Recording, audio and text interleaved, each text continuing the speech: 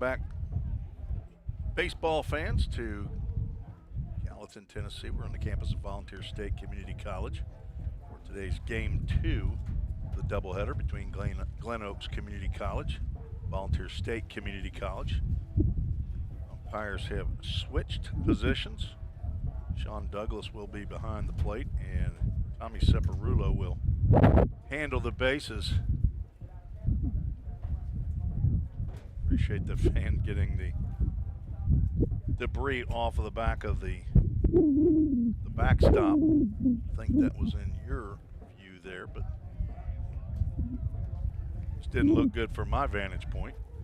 Let's get you quickly the Toyota of Gallatin starting lineups. First for the visitors, Glen Oaks Vikings, 0-3. Braden Becker back in the leadoff spot playing center field. Caleb Mallory at shortstop. Batting second, Devin Castro behind the plate hitting third.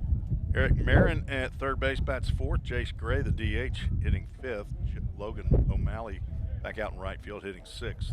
Vincent G. Brad in left field batting seventh. Oliver Nyson at first base hitting eighth. And Dominic Anarino at second base batting ninth. And on the mound for Glen Oaks, right-hander Jaden Sloniker, a 5'10", 180-pound sophomore from Fort Wayne, Indiana, the Padres High A affiliate, as we learned in Game 1, if you were with us. Appreciate the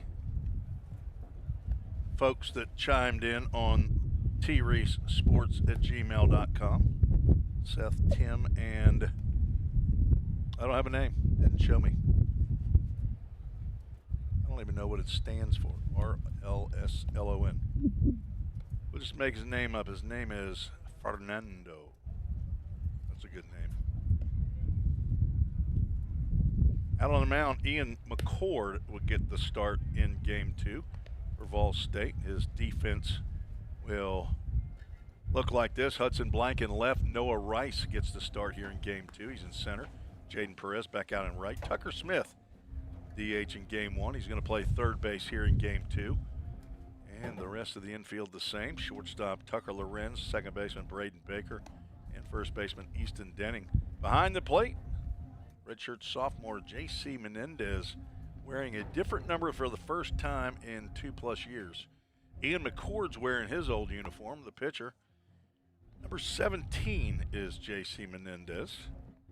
Behind the plate, his parents are up from Miami. Ozzy and Ileana are here to take in today's contest and tomorrow's as well.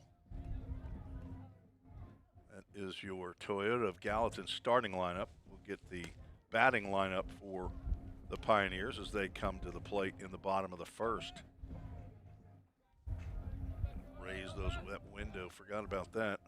You can go ahead and turn that music off and then we won't worry about it anymore. We don't have a public address announcer or a DJ for Game 2. Aaron Higgins had places to go, people to see, things to do. He's a busy man. We are set for baseball. Ian McCord's going to deliver the first pitch, and it's in there for a called strike at 2:52 p.m. Game time temperature brought to you by Accurate Mortgage. 54 degrees with a feels like a 49. Pitch number 2 is also in there for a called strike. Becker 0 for 2 in Game 1. Walked twice, scored a run. Ward misses wide with that offering. 6'1", 240-pound freshman from right down the road in Hendersonville, Tennessee. Went to Davidson Academy. He's an exercise science major. Son of Mark and Jennifer McCord, brother to Maddie and Amber. The breaking pitches hit out to shallow, and we'll make it the dirt area of second base as Braden Baker makes the catch for out number 1. Looked like it was going to get out into the grass, but just at the last second, Baker put his cleats or spikes on the dirt. Made the catch. Caleb Mallory steps to the plate. Mallory 0 for 2. He looks at a called strike on the inside corner.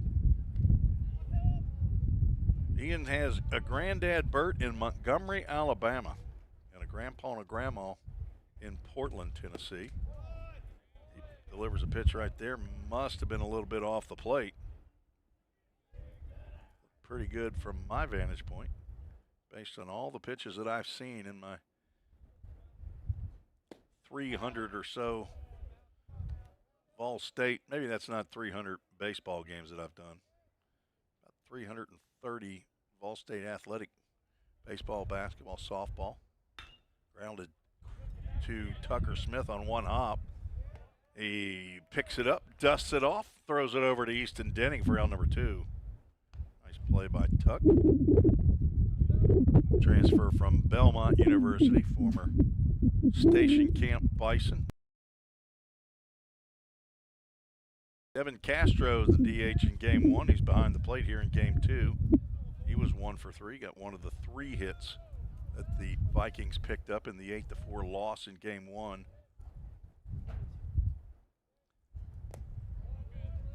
His single went, almost hit teammate Caleb Mallory as he was heading from first to second. Got just outside of the reach of Easton Denning at first base. 1-0 pitch. Right down Broadway. J.C. Menendez. A lot of guys that talk to pitchers-wise, they like to throw to J.C. I mean, he's snapping that pitch right down the can and getting it back to Ian McCord.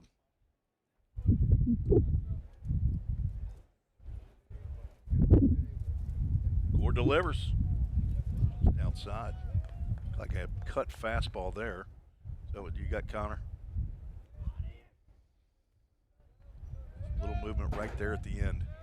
Wind blowing in from center field. Swing and a miss. McCord picks up his first collegiate strikeout here in the first inning. A 1-2-3 inning for a true freshman at Davidson Academy. Head to the bottom of the first. No score. You're listening and watching the Vol State Sports Network.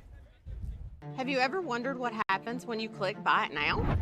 A whole series of transactions take place, from the manufacturer to your front door. That is logistics and supply chain management. At Vol State, we offer end-to-end supply chain courses. Going into the future, our students need to understand these processes. A lot of business is dependent upon getting a product on time. Students here at Vol State are able to leave here with that knowledge. Because the supply chain Is counting on me. We're all working in the cloud. But what really is the cloud? If you start pulling back the clouds themselves, you find out it's an infrastructure. Computer science is really computer engineering. Right now, Middle Tennessee is quickly becoming a growing tech hub with several IT companies that are looking for skilled workers. if you're pursuing the CIT program at Vol State, you're preparing yourself to fill those positions.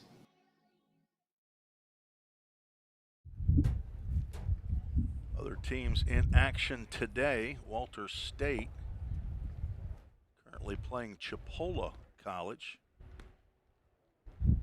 According to the TCCAA website, indicates that Walters is leading Chipola 5-3 in the bottom of the seventh. They've already defeated Southern Union State Community College. They're playing at Chipola, which is in Florida. Where in Florida is it? You got it, Connor? Do you know where Chipola is? I don't know where Chipola is. You think it's Gainesville? So it's up in the Panhandle, okay. Chattanooga State defeated Edison State 7-4. Motlow playing in Niceville, Florida, playing against Northwest Florida State College. No score there. Cleveland State up on Vincennes University 8-2.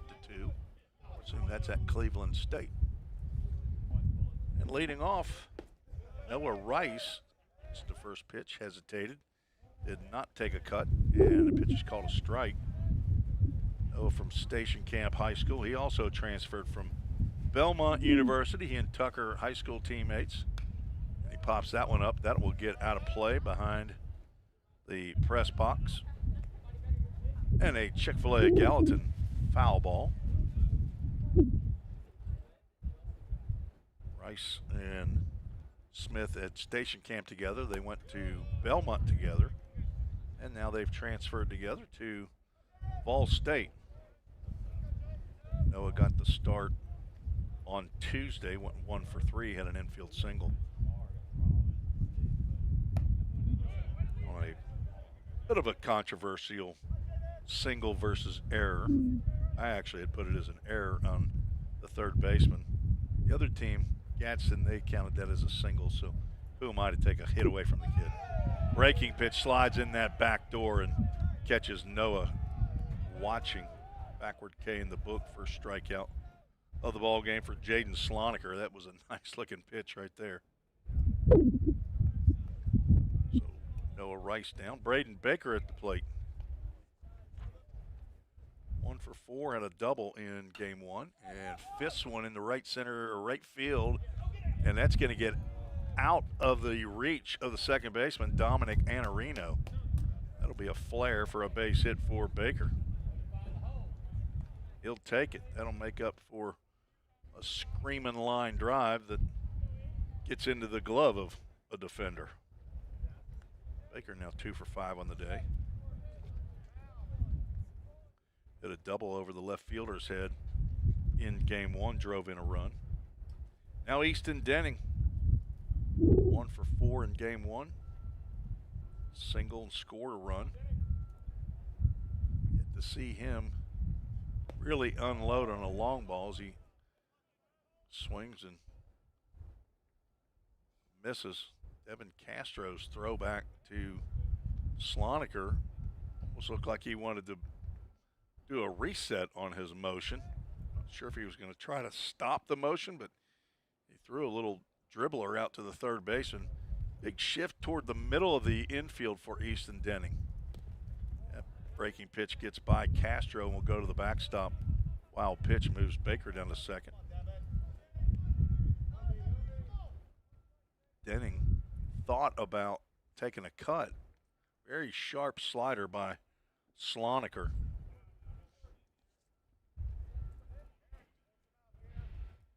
He pitched against Vol State last year, started the game, got the loss, went 4 innings, gave up 2 hits, 2 runs, 4 walks, 6 strikeouts in that game.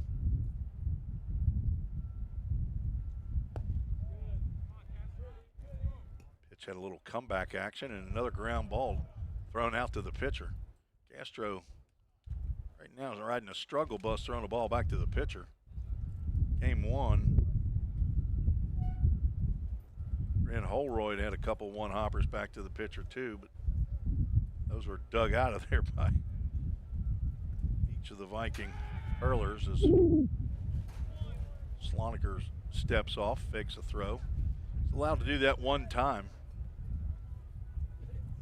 If he disengages again, I have to get brushed up on. Is that a ball to the batter, or is that an extra base for the runner?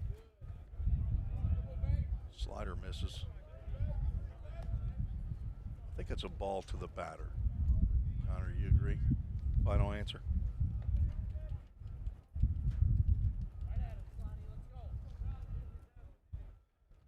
Year ago, Pioneers played in the same series, hosted Glen Oaks. Fastball, ball 4, pretty close. Denning will take the free pass. 2 on, 1 out, brings up cleanup hitter Tucker Smith. Not sure if that pitch was up or in or both, but wouldn't have been surprised to see it called a strike. Smith also 1 for 4. Vol State had 7 hits in the game. The only batter to have multiple hits, Tucker Lorenz, he had a single and a triple. Smith backs away from an inside breaking pitch. Tucker Smith will be followed by Hudson Blank, Bradley Pippin, who's the DH, Tucker Lorenz, J.C. Menendez, and Jaden Perez rounds out. Ground ball to third, and it can't be handled by Marin at third base, and that's going to load the bases. Like he had the glove turned the wrong way over the top of it. See how that one scored. They're going to score that as an E5.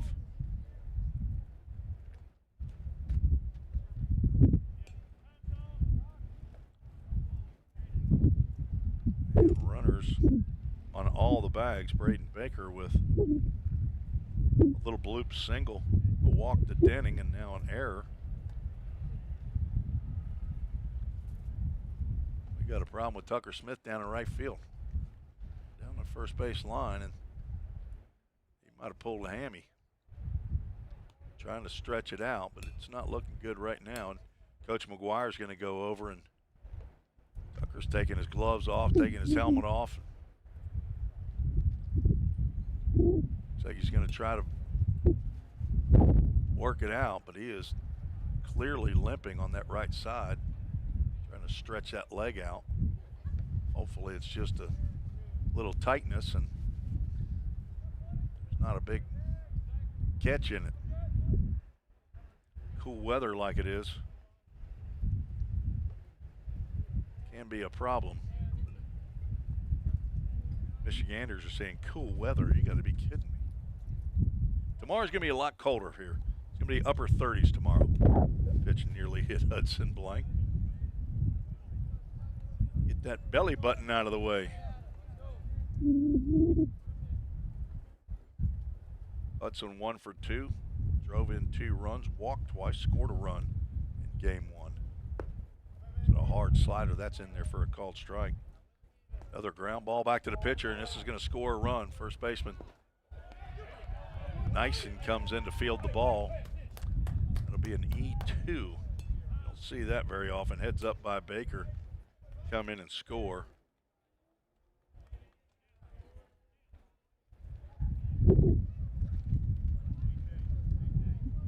Third time he's thrown the ball back. Tucker Smith's coming out of the game. Apparently he's felt a little more of a twinge. I'm not sure if Brad Swope, the trainer, is here. He probably is. A.J. Armstrong will replace Tucker, and that's too bad. Tucker would like to see Tucker get some action there at third base. A.J. Armstrong, who started game 1 at third base, will undoubtedly go in defensively as well.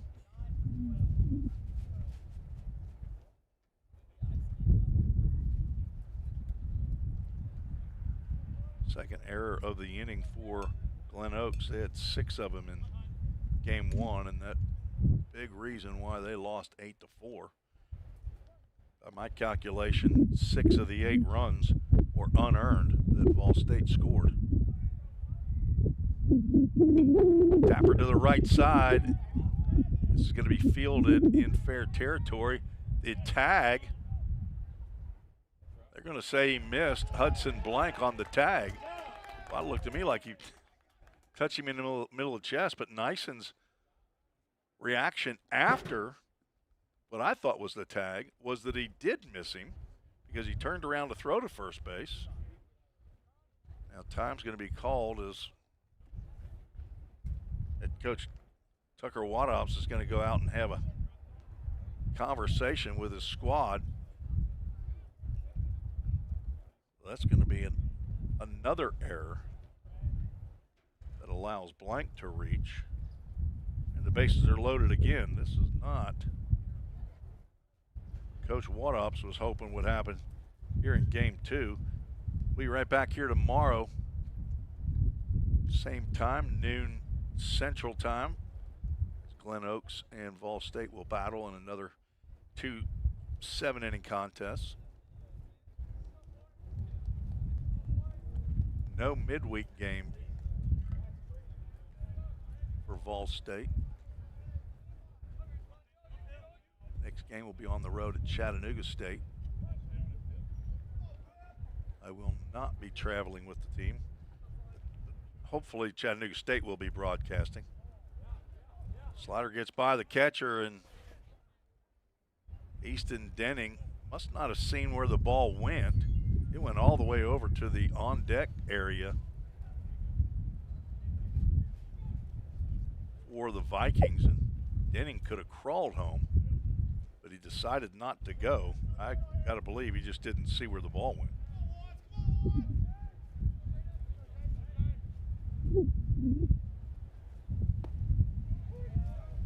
Bradley Pippin with his first at-bat of the year. Pitched on Tuesday. Gadsden. Looking at a 1-ball, 1-strike count. Transfer from MTSU, swings and misses. Pippin 2 2/3 innings in that ball game. 4 hits, 2 runs that were earned. Struck out 2. Also a catcher, 5'10", 180-pound redshirt freshman from Murfreesboro, Riverdale High School. 1-2 count is outside. Son of Larry and Ginger Pippin, brother to Ada, grandson of Pawpaw and Mama in Lake Wells, Florida. Pop and Grandma in Kabul, Missouri. Might be listening in. Ball State Sports Network. Swing and a foul tip into the glove on the breaking pitch. Down goes Pippin. The bases loaded. 2 outs recorded via the strikeout.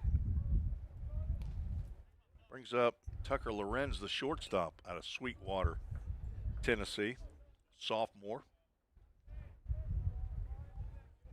Tuck 2 for 3 in game 1, scored twice, drove in a run. Had a triple, nearly left the yard in right field.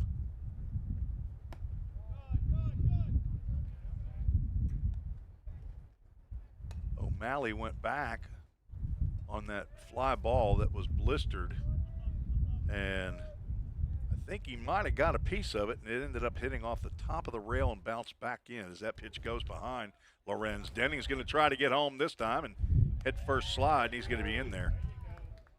Might be the definition of a wild pitch in the dictionary that went behind Lorenz.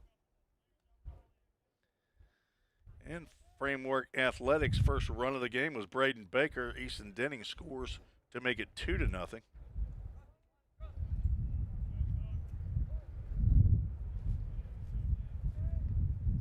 Baker scored on an errant throwback from the catcher to the pitcher. 2-0. Gets on the outside corner. With us for game 1. All the wind has knocked down 2 outfield signs, has knocked down 2/3 of the batter's eye on the left side at center field. It's hit out to left center field. Back goes Vince G. Brad, and he's got turned around and back pedals and makes the catch to retire Lorenz. 1 hit in the inning, 2 runs. They were all unearned. Again, 1 hit, 3 errors, and 3 runners. Make that 2 runners. Left. Nothing. You're listening to the Ball State Sports Network. Have you ever wondered what happens when you click Buy It Now? A whole series of transactions take place, from the manufacturer to your front door. That is logistics and supply chain management. At Vol State, we offer end-to-end supply chain courses. Going into the future, our students need to understand these processes. A lot of business is dependent upon getting a product on time. Students here at Vol State are able to leave here with that knowledge. Because the supply chain Is counting on me. We're all working in the cloud. But what really is the cloud? If you start pulling back the clouds themselves, you find out it's an infrastructure. Computer science is really computer engineering. Right now, Middle Tennessee is quickly becoming a growing tech hub with several IT companies that are looking for skilled workers. if you're pursuing the CIT program at Ball State, you're preparing yourself to fill those positions. Just like that, Connor Cantillo. He's our director today. Injured right-handed pitcher from Port St. Lucie, Florida. What's the nearest big town to Port St. Lucie? Palm Beach? Give me a town a little bit bigger than Palm Beach. Orlando. You know, there's probably a lot of people in Michigan that know where Orlando is. What's kind of famous about Orlando? They got some amusement parks and things down there, don't they? Got a big mouse. Ball State leads 2-0 after won game 1, 8-4. Eric Marin, Jace Gray, Logan O'Malley set to face Ian McCord, who had a 1-2-3 inning first.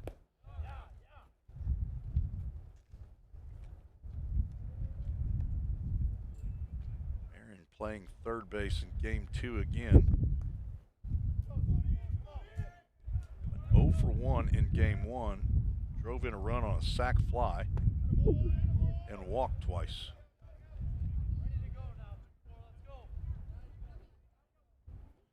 Glen Oaks, part of the Michigan Community College Athletic Association.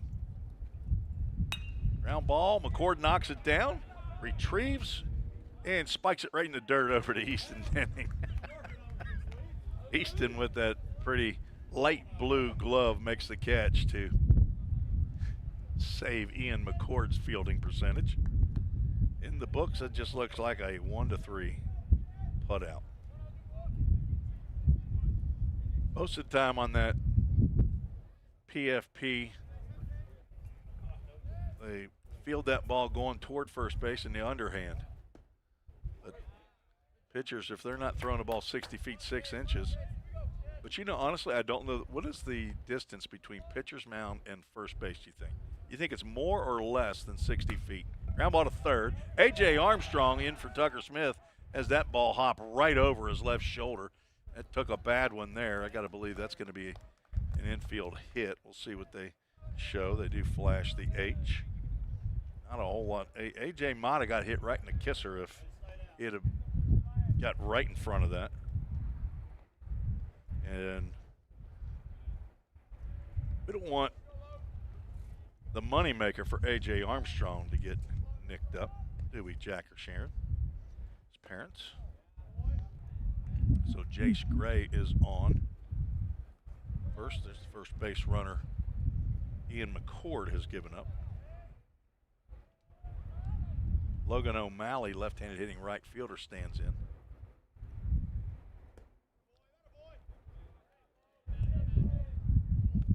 O'Malley 1 for 4. Devin Castro, Logan O'Malley, and Grant Holroyd had the 3 hits. Throw over to first. Denning has a little easier throw to catch there.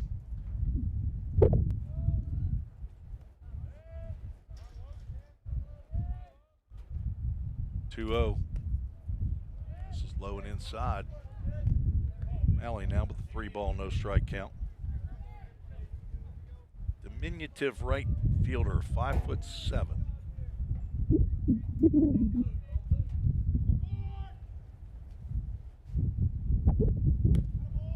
4-pitch walk, puts 2 on with 1 out. Vincent G. Brad. Gebraad from Hudsonville, Michigan. Another 5'7", 170-pound freshman. They do have a 6'8" guy on the squad, though. Cord delivers that one in there for a called strike. Ball State with 3 ground ball double plays turned in game 1. They're looking for a ground ball to an infielder right here. See if they can get out of it. See if the doctor's calling in a prescription. There's a ground ball to A.J. Armstrong, and he tried to glove it, and it goes right underneath his glove into left field. Throw to third to try to get the lead runner to throw to second. That gets off the leg of Braden Baker, but the batter runner, G. Brad, gets into second base. No RBI. That's an E5 that allows G. Brad to reach. Goes to second on the throw. Gray comes in to score. Right now, an unearned run. And O'Malley is out 7-5 if you're scoring at home. It was actually number 5 to number 9. Hudson Blank being number 5. A.J. Armstrong wearing the number 9. But positions is what you put on a score sheet, not their jersey number. First error of the day for Pioneers. I thought AJ normally he wants to glove that and he wants to go 5-4-3 and just turn a double play that way. Oliver Nyson, the first baseman at the plate with 2 outs, Runner at second. Looks at a called strike. No. And no idea where that one missed. But it was called a ball by our home plate umpire. He doesn't want me to say his name right now. I'll say it later.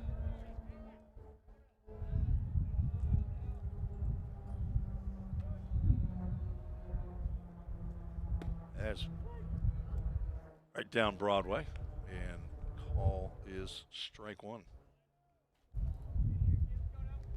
Nyson 0 for 3 in game one.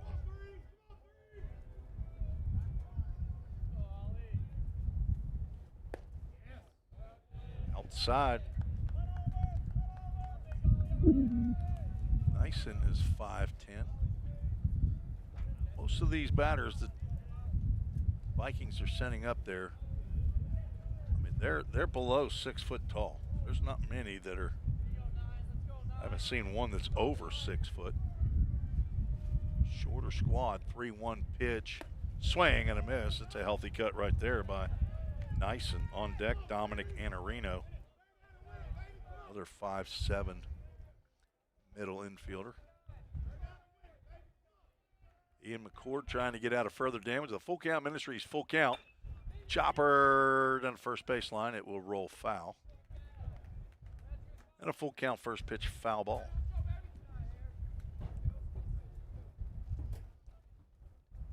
The Vol State photographer is out. I believe his name is Derek. Does that sound right? Connor. It's just me and Connor up in the press box. Aaron Higgins had somewhere to go, so we have no PA or DJ for this game. Full count pitch is high and away. Walk number 2 of the inning.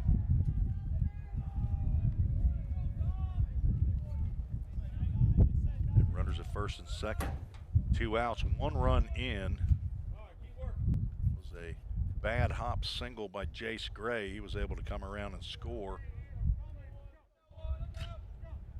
on the error by A.J. Armstrong. Chopper too short. Lorenz charges, gloves, throws on the run over to Easton Denning for out number 3. And that will retire the side. 1 run, it was unearned on 1 hit, 1 error, and 2 runners left aboard.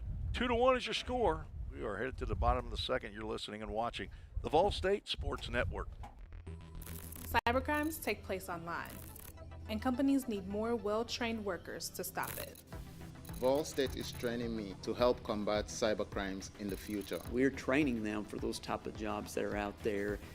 Vol State CIT programs prepare students to earn industry standard certifications within the IT industry. I choose Vol State because the future needs me now.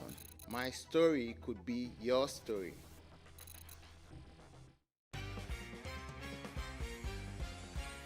A degree in criminal justice can help you find the exciting career that you've been looking for. As a member of law enforcement, as a crime scene investigator, a teacher in a classroom, a detective working on cases, a lawyer or a judge, or nearly any job where you get to put the bad guys away. Learn more at volstate.edu. Tim Reese back on the Vol State Sports Network. Let me introduce you to Rick Sloniker. I'm assuming the father of Jaden Sloniker. Could be the grandfather, but I'm going to go out on a limb and say Rick. Checked in on the email, said it's not Fernando. It's not Fernando. That was my guess. I was wrong. But good to have you on the broadcast. Thanks for the email. RLSLON. You just didn't want to keep typing Sloniker every time you had to put your email address down on a piece of paper. That's pretty smart. J.C. Menendez stands in for his first at-bat of the year. Takes a pitch right down Broadway for ball 1. Looked like a pretty good pitch to me. J.C. a aggressive hitter on a ball in the zone. 2 balls and no strikes. Juan Carlos.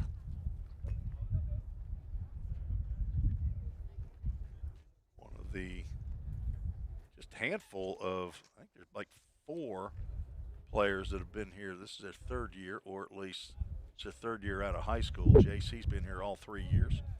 3-0 count. 5'11", 195-pound, redshirt sophomore, and accounting major. I have to check to see if he's still an accounting major. 3-0 pitch. It's up. Sloniker didn't miss with the first one and the 4th one by very much, but a leadoff walk to JC, son of Ozzie and Ileana. No siblings, the poor guy.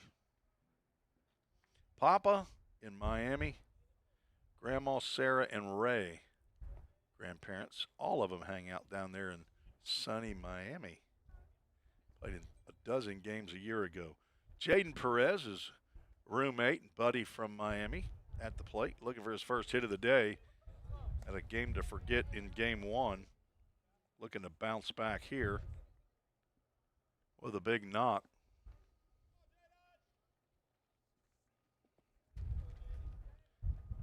Jessica's, they may be out of school by now. Surely they are at 4:25 Eastern.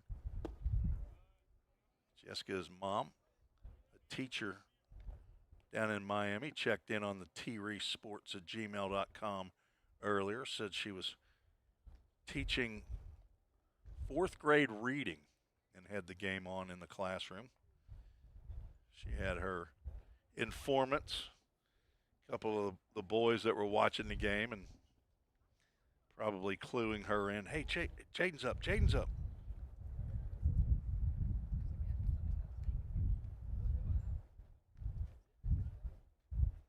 Devon Castro goes out asking Jaden Sloniker where they want to go to eat tonight. They're staying in Gallatin. There's plenty of good places to eat. Chick-fil-A of Gallatin they could go to. They're probably within walking distance would be my guess. I'm not sure what hotel they're in, but I think they stayed down in Tullahoma first night. There's a ground ball to second. Anna Reno is going to try to go to second, and that's not going to get it done. Guessing that's going to be a fielder's choice. If he throws to first, you can't count it as an error. That's not. It went as an error up on the Toyota Gallatin scoreboard, but it's not an error. It's just a fielder's choice, no error. It was a mental error. It's not a physical error because JC just beat that throw to second base. But first two have reached. Noah Rice is at the plate. Started to go, holds up on an inside fastball.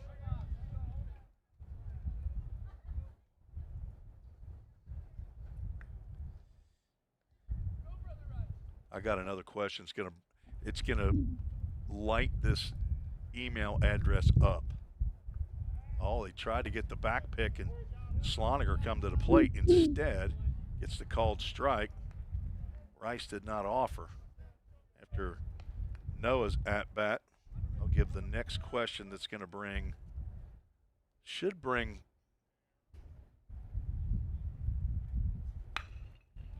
some folks on to join and answer the questions. Foul ball down the right field line.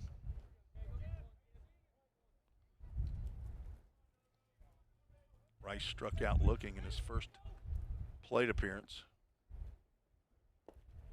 Change-up, nice stop there by Castro behind the plate. Had a little bit of trouble already in the first inning. Looks like he's taking his time and stepping up and throwing the ball back to Sloniker, who has to step off the rubber there because of the wind. Blowing straight in from dead center field. Another disengagement. Back to second base, does not throw it. If he throws it, he can do that as many times as he wants. In college baseball, you can throw the ball to a base 50 times if you want. Major League Baseball, you can't do that. But you can't step off and not throw it a bunch. Chopper, that's going to go foul. Gabe Jennings, the volunteer assistant coach for the Pioneers, down at first base. allows Nyson to get that one. Gabe, a former Blue Raider at MTSU.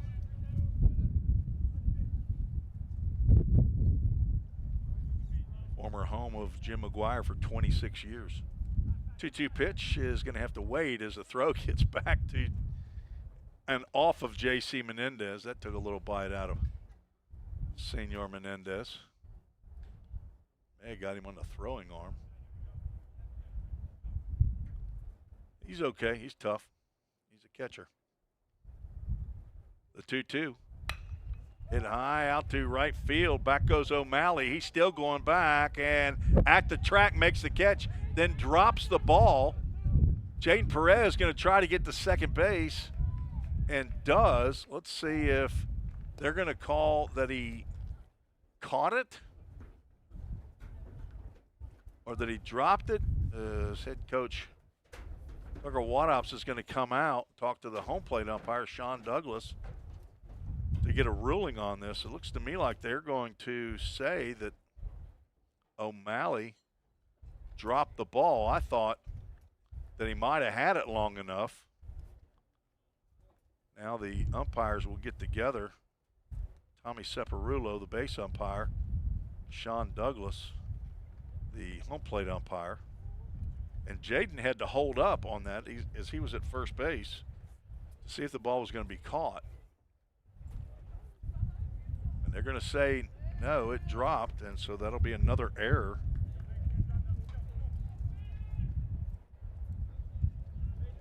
That's the 4th error on my score sheet. And they do have 4 out there on the Toyota of Gallatin scoreboard, so maybe somebody instructed whoever's handling the scoreboard down there to that ball gets through the wickets and another run's going to score. Castro couldn't find it initially.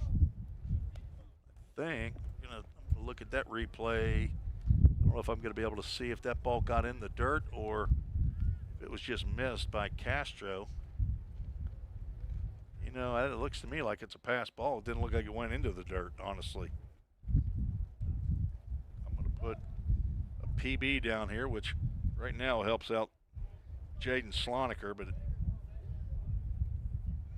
depending on what happens now, Braden Baker's at the plate. Smashes one foul.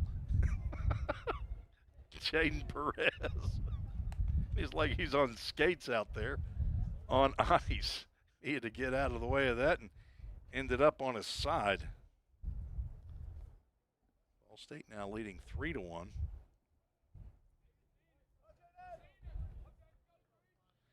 No hits in the inning. Walk, fielder's choice, and an error.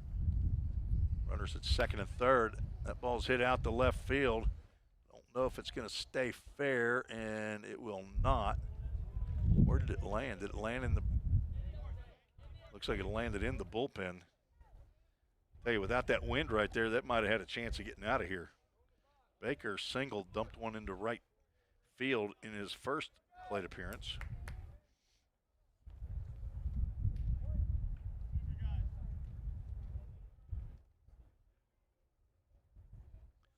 Ball 2-strike count. Driven out to right field. That's going to get over the head and roll all the way to the wall again. Baker's going to drive in 2. And he's going to round second. Here's the throw. He stumbles, and I believe that shortstop Mallory couldn't get a handle on the ball. Give Braden Baker a 2-run triple. He's 2 for 2 in the ball game.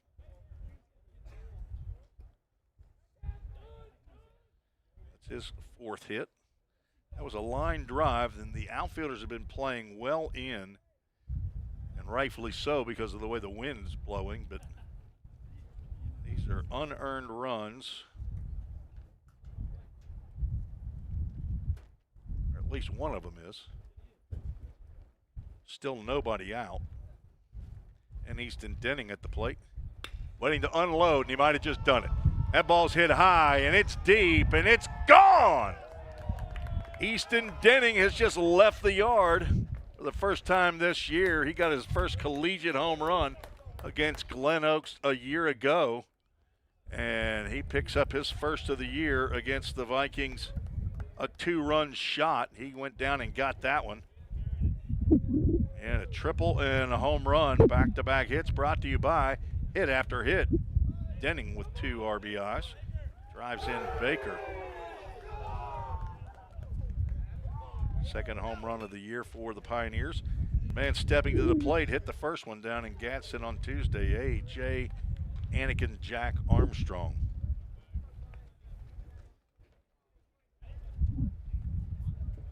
Now 2 hits in the inning.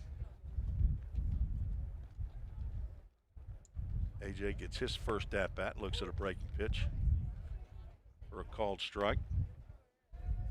Came in for the injured Tucker Smith, who reached on an error in the first and looked like he might have tweaked a muscle on his right leg. Tried it for 1 pitch on base on a ground ball, or it was actually a wild pitch that occurred. And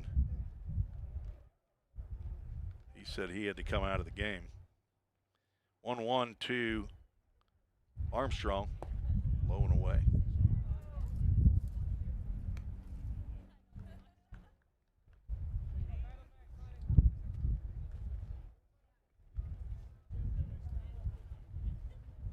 A.J. led the conference last year in walks per plate appearances. One point in time, I had him up at almost 30% of the time that he came to the plate, he drew a walk. I think that went down to 25, 26. I don't remember what the final was. And there is ball 4. His second walk. He walked in his very first appearance of the year. That's the second walk of the inning. Third walk of the game for Jaden Sloniker. Castro will go out. Try to calm him down. 5 runs in the inning, 7-1, Ball State leads. And I'm gonna have to do some calculating. See how many of those are earned.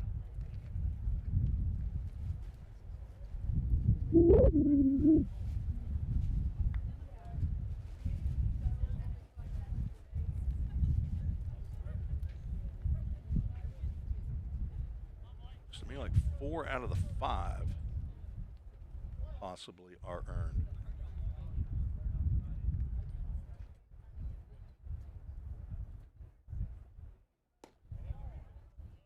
Blank looks at a pitch that just misses outside.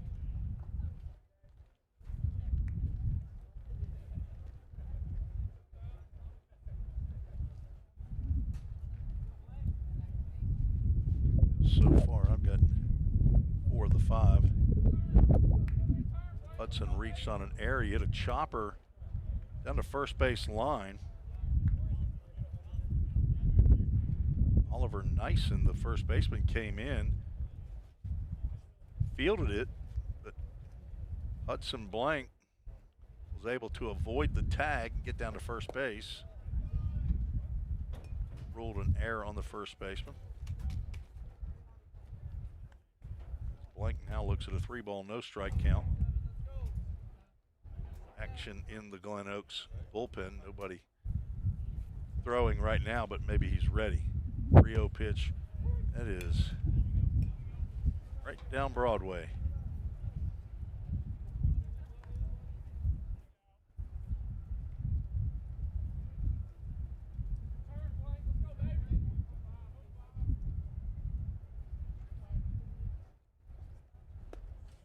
Just inside. All 4. Armstrong and Blank walk back to back. And out of the Glen Oaks dugout is head coach Wadops, and he has made the indication to the bullpen. We'll have a pitching change here in the bottom of the second with Ball State leading 7-1. The Volunteer State has always been home to Pioneers. Dreamers and hard workers blaze their paths here. From the TVA to Mountain Dew to touchscreen monitors to the Grand Ole Opry, Tennessee has been home to innovators, creators, and entertainers. From humble beginnings to changing the world, Tennesseans have pushed the boundaries of what is possible. We pioneer healthcare, infrastructure, engineering, and product development. At Volunteer State College, we've developed our degree certifications to carry the torch of Tennessee's success with flexible options to help you blaze your pathway. We are searching for pioneer-minded students who are on their own journey of growth. Learn how these pathways are shaping the future of Tennessee. Like those that have come before, blaze your pathway. Your career awaits. Vol State.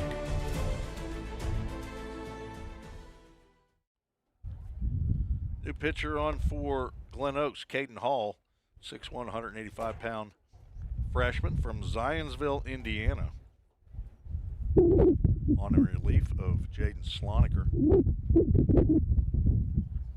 Faced 14 batters. And with 4 walks, a couple of strikeouts, 7 runs. Only give up 3 hits. 2 runners on base are his responsibility. Went 1+ innings.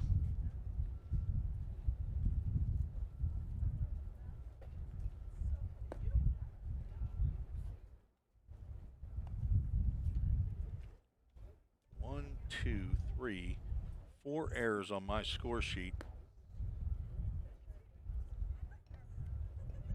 First 2 runs were unearned. I've got 4 out of the 5 that are earned in this inning, according to my quick calculation. He will come in to face Bradley Pippin, strikeout victim in the first. 2 runners on. Couple of walks and an error in the inning. Actually 3 walks in the inning. That was to this point, but a walk and then a fielder's choice by the second baseman, Dominic Anarino. He had a chance to get Jaden Perez out at first as the first pitch to Pippin, a breaking pitch. This is down low. But I think he thought he had more time to get J.C. Menendez. J.C. hustled. It was a slow roller. Anarino threw the ball late to second base. Chopped foul by Pippin. Stays in the field of play. Ball's probably wet now, but wet down the warning tracks there. Easton Denning followed up Braden Baker's triple with a home run, his first of the year. Had 5 a year ago, and I made the prediction that Easton Denning's going to hit more than 5 home runs this year if he stays healthy. Pretty strong young man. There's a ground ball to the left side. That hops over the glove of Marin, and everybody's going to move up 90 feet. Should be the 5th error as Pippin reaches, and it is. Eric Marin has had a day to forget down at third base. Left-handed hitting shortstop Tucker Lorenz stands in with the bases loaded. Still nobody out. Pioneers batting here in the second, the 9th batter to come to the plate.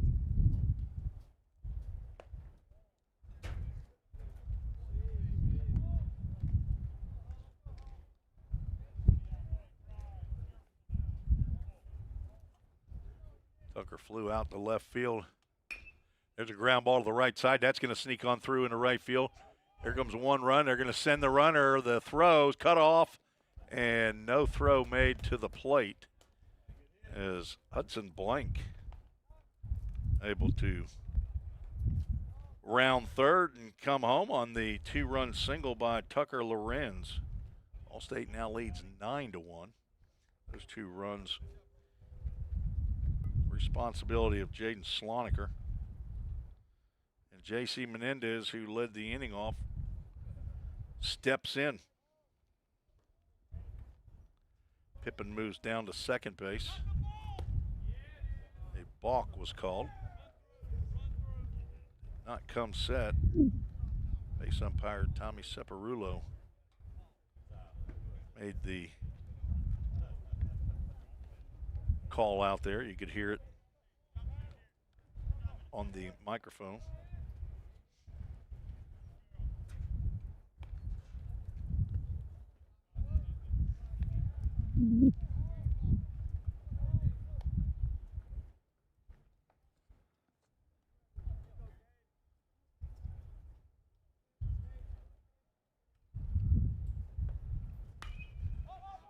Pop up out to center field, shallow center field. On comes Becker, and he makes the catch. No tag and no throw. First out of the inning. And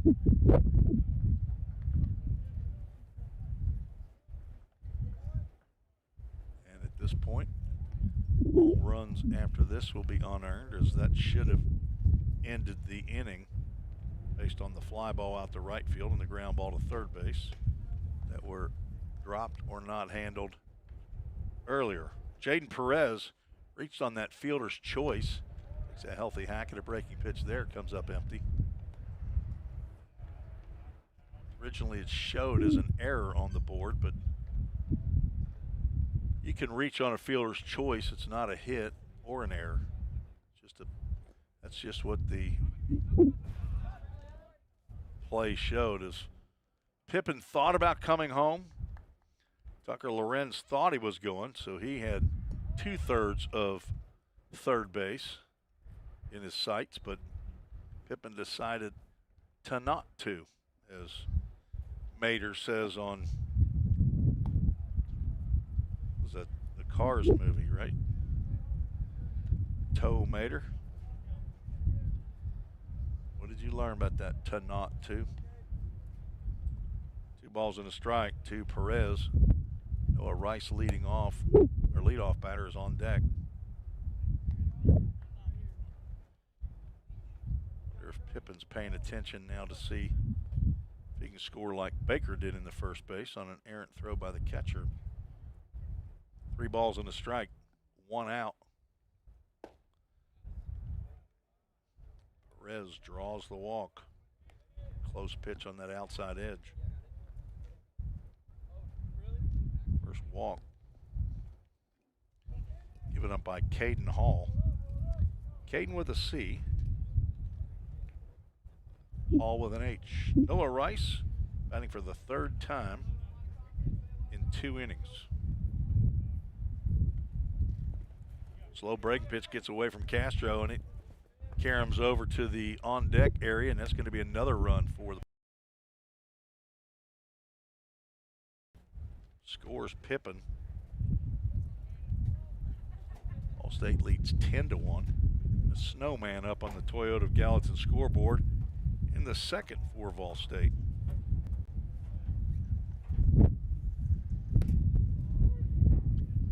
There's a called strike. Rice 0 for 2, scored a run.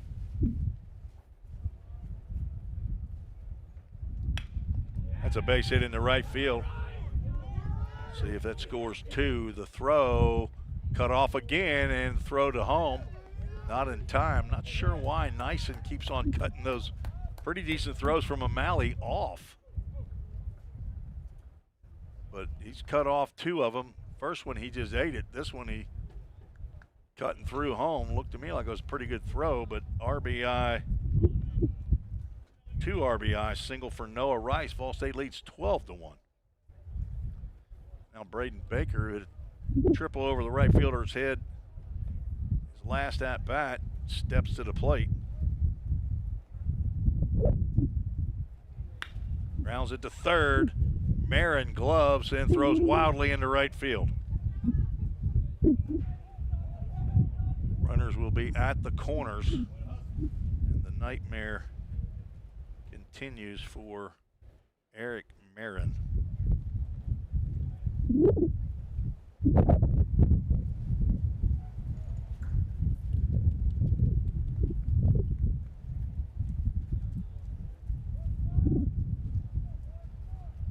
Easton Denning hit a 2-run bomb his last at bat.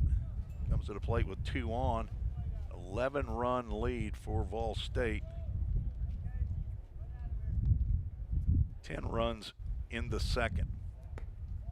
Pitch is outside, ball one.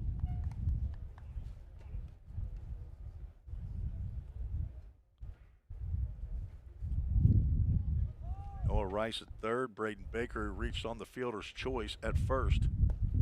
Slow breaking pitch, misses low and inside.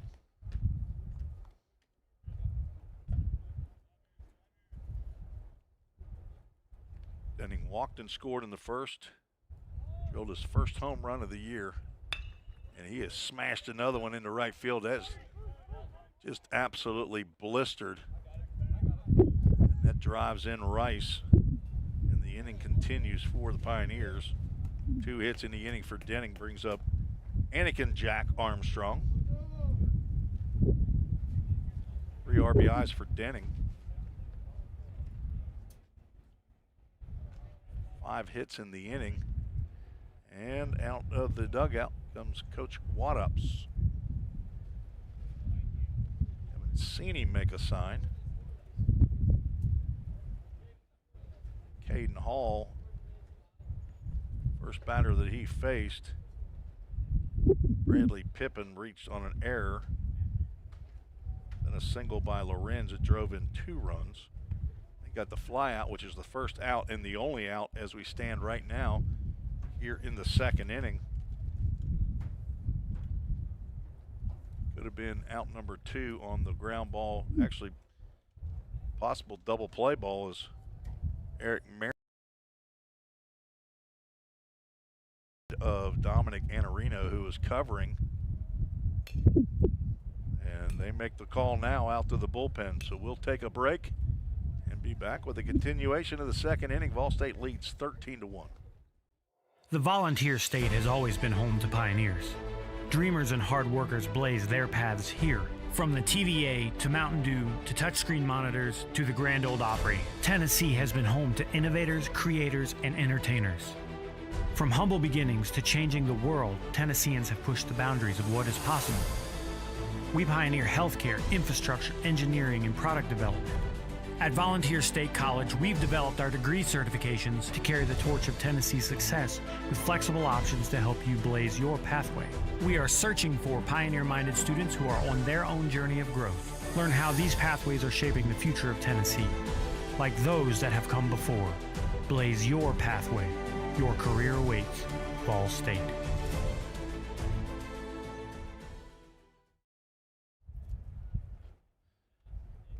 Tim Reese, Connor Cantillo back at the Tim Garrett Baseball Complex. New pitcher on for Glen Oaks. Another right-hander. Tegan Helmley, 5'10", 180-pound right-hander from Kokomo, Indiana.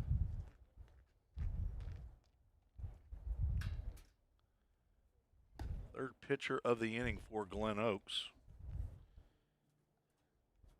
Caden Hall went 1/3 of an inning. Gives up 3 hits. 4 runs to this point. Walked 1 batter, not strike out a batter.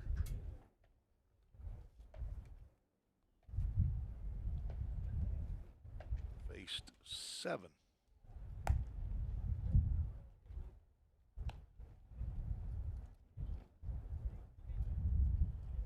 He'll have to face A.J. Armstrong with 2 on and 1 out. A.J. walked and scored earlier in this inning. He's the 15th batter to come up for Vol State, as the Pioneers have scored 11 in the inning.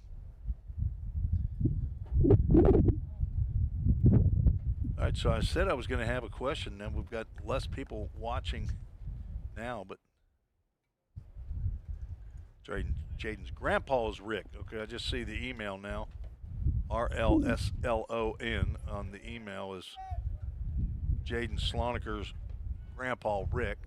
It's good to have all of you, and feel free to send an email in if you have some information, or if I'm making a mistake on something, pronunciation of a name, something like that, feel free to correct me. My question was, of all the people who are listening in, how many are Michigan fans and how many are Michigan State fans? Popped up in the infield. This is an automatic out. Infield fly roll, and the catch is made. Nobody's at third base. But Baker, who will snag a free base if he can, stays at second. He's already snagged home plate on an errant throw from the catcher back to the pitcher. Armstrong pops out to Oliver Nyson. Route number 2. So in the state of Michigan, you're typically, for the most part, I would say 90%, you're either a Michigan fan or a Spartan fan. But don't typically have that in my home state, the state of Ohio. I think for the most part, Ohio State Buckeyes fans, as Tommy Separulo has got an issue with maybe some accessory that Tegan Helmley has. Tegan, take off the wedding ring. No, I'm just kidding. I don't think that's it. Not sure what he was wearing. Whatever it was, Senor Separulo did not like it.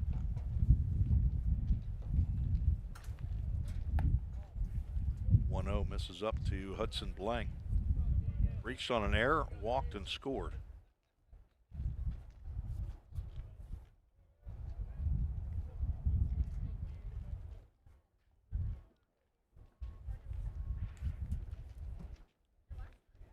They're trying to get Baker at second. Innings down there at first base. He was looking for a wild throw. Just joining us, we've had a lot of wind. It's been in the mid-50s. Wind chill makes it feel like the upper 40s. Our home plate umpire in game 1, who went short sleeves. He's wearing the jacket out there in the bases now, though. Want to warm up a bit. 3-0 pitch. Ball 4.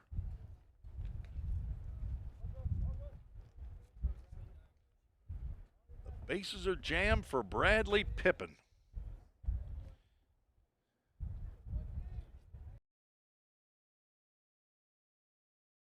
I think came here probably just to catch. I don't know that originally thought he was going to be on the pitching staff, but had so much injury in the fall, the pitching side, that pretty much had to.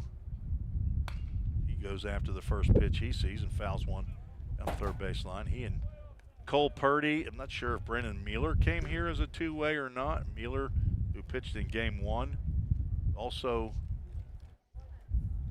threw in the fall. Popped up into left center field. And the shortstop, that's going to come all the way back. Shortstop Caleb Mallory. I'm looking out there and seeing Becker, the center fielder, come in, and I'm thinking that ball's not going to get to him. The catch is made by the shortstop Mallory to end the inning for the Vikings. A lot of people came to the plate. Matter of fact, almost 17 of them. Ball State scored 11 runs in the inning and lead 13-1.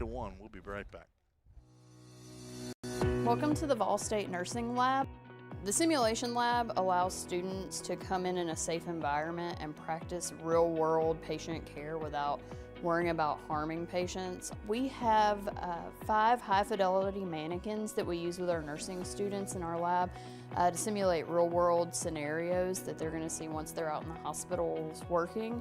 We have an adult mannequin, as you see here. She simulates everything from a normal patient to wounds to trachs, IVs. You can give her medications. We have pediatric mannequins. We have a mom mannequin.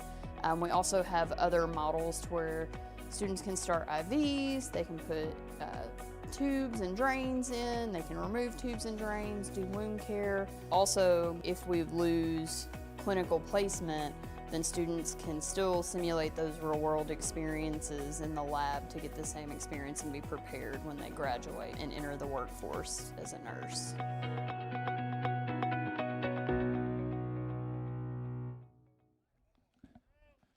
Hey, look, there's Ian McCord. He had time to take a nap, get his nails done, and he's back out there for inning number 3. That was a long half inning. We'll have to see how Ian McCord, he was able to stay loose. He'll face the top of the lineup, Braden Baker, Caleb Mallory, and Devin Castro. Giving up 1 run, 1 hit. That run was unearned. State committed their first error. It's not been a very good defensive effort for Glen Oaks here in Pioneer Field today. 12 errors total on the day in a game in 2 innings. Court drills the outside corner there. 1 ball, 1 strike. They're showing 0-2 on the Toyota of Gallatin scoreboard. But since I don't know who's actually running it, I can't throw them under the bus, Connor. I would if I could. I mean, I don't mind. You're doing a fine job, by the way, though. I know the 80-plus people that are watching this award-winning broadcast. Appreciate your effort. This is Connor Cantello's first time to be the director on the broadcast. Here's what he has to learn. This was the qualification. Do you know 1, 2, 3, and 4? That's how many cameras we have. Breaking pitch sails outside. And B is for ball, R is for run, K is for strike. Now you can go S if you want to. That's how we run the scoreboard. Strike 3 on the inside corner. McCord picks up another K. Baker now 0 for 2. Looking for his first hit of the day the next time he comes to the plate. 0 for 4 now in 6 plate appearances. High fly ball hit by Caleb Mallory, and not a whole lot of action. The Vol State outfield, Jaden Perez comes in, makes the one-handed grab for quick out number 2. Mallory now 0 for 2 in the contest.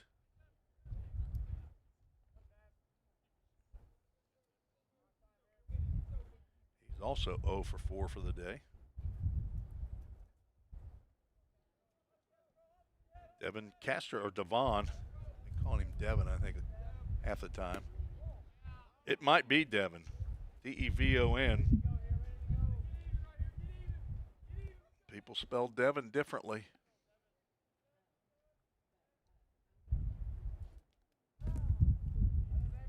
Whoops. They're going to say it hit him.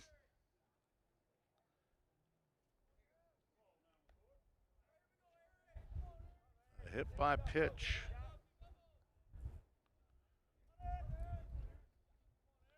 Cord allows a base runner.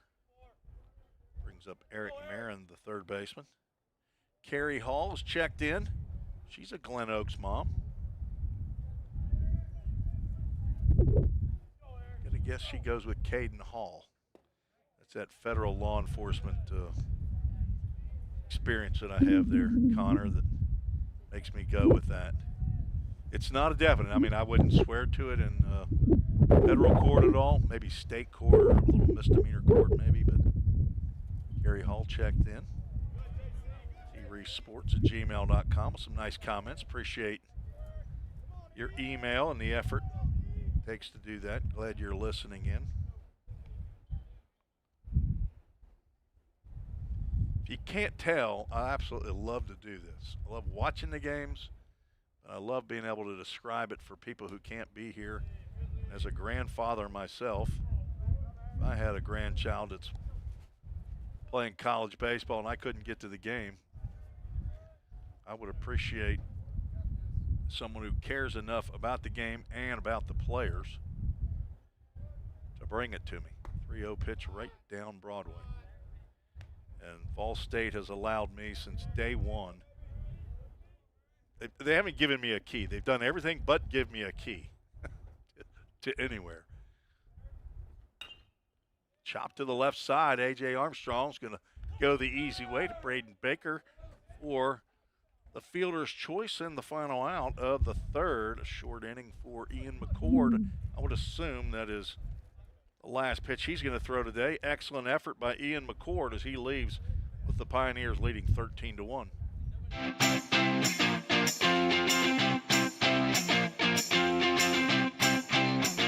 Take the step. 1, 2, 3, just like that. Take the step, the one you've always wanted to a better you and a brighter future. Choose a path to create, innovate, or educate. A path to your career. One that builds you as a person, or one where you build for the people of the future. Choose a path to save lives or check eyes, to study the human body, soul, and mind, to fight crime both in person or online, to code the market, or be an entertainment rock star. Take the step to your full potential, to everything you've dreamed of. Take the step here, there, and eventually everywhere. With the pros of the profession, the Grammy winners, the commercial producers, the engineers, the doctors. Life is full of steps, so why not make yours count? This is us. This is Vol State.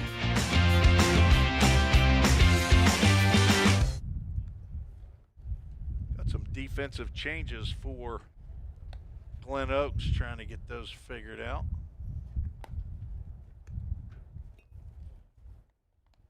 I think that is still Logan O'Malley out in right field. Let's see if that's still, and Becker is still in left field. And I think G-Brad is still in left field. But third baseman is Caleb Mallory, so Mallory moves over to third base. Dominic Anarino moves to shortstop. And Jace Gray is the new second baseman. He played second in game one. Eric Barron comes out of the game.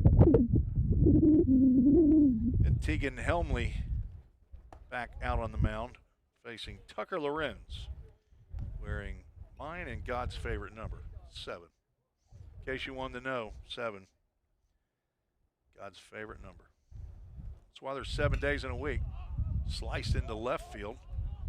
Vincent.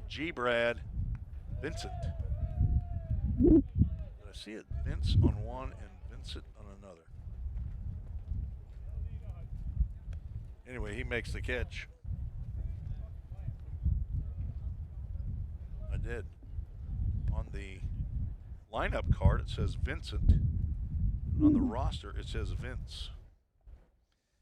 What do you think the chances are they call him Vinny? I think it's pretty high. Juan Carlos, he's known as JC, takes a called strike. Looking for his first hit of the year. He's 0 for 1. This game, walked and scored. Tapper foul to the right side.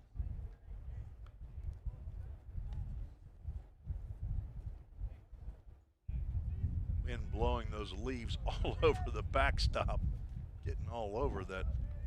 Don't need Drew Moorhead or Tyler Zeligman to climb up there and be our leaf remover.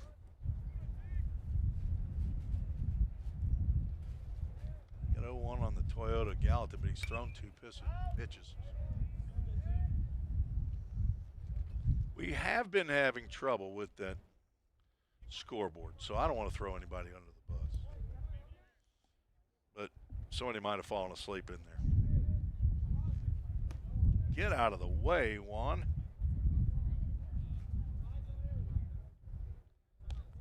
On deck batter Jaden Perez picks up the baseball. Back here tomorrow for another doubleheader with Glen Oaks. Popped up on the right side. Let's see if that stays in the field of play. Nice and over, and that's not even close. It goes over by the maintenance shed. So G. Brad in left, Braden Baker in center, and Logan O'Malley still in right. Caleb Mallory at third. Dominic Anarino at short, and that should have been strike three. I'm not sure where that pitch was. That was all over the plate. We got a full count, Ministries full count. There we go. Scoreboard caught up. Ball 4. Tegan Helmley didn't miss by much on a couple of those. His second walk, he came in relief. The third pitcher that threw in the second inning, the nightmare inning that was 11 runs, 5 hits, 3 errors for that inning. Pioneers left 3 on base. Jaden Perez looking for his first hit. Chops one to the right side. It just bounces foul. Nyson practices his tag. He missed a tag on Hudson Blank earlier. He wanted to make sure he pressed his glove right into the chest of Jaden Perez, who did not take exception. Beautiful sunny day, but very windy. We're happy for the sun. It's going to be a cold one tomorrow. I think the high is 38. Perez lays off the high slider. Reached on a fielder's choice and scored, and walked and scored, both of those in that second inning. And a balk is called, the second balk of the day. This one by Helmley. Who had the other one? I think Hall. The head coach is coming out. Now the umpires will get together to see if maybe he hadn't even stepped onto the mound, so they're going to send him back. So, you know all that information I just told you about balk? It didn't happen. Just forget about it. Put him back on first. You never even put him as second. Come on, Connor, don't fall asleep on me in game 2, baby. Come on, we got to fight through.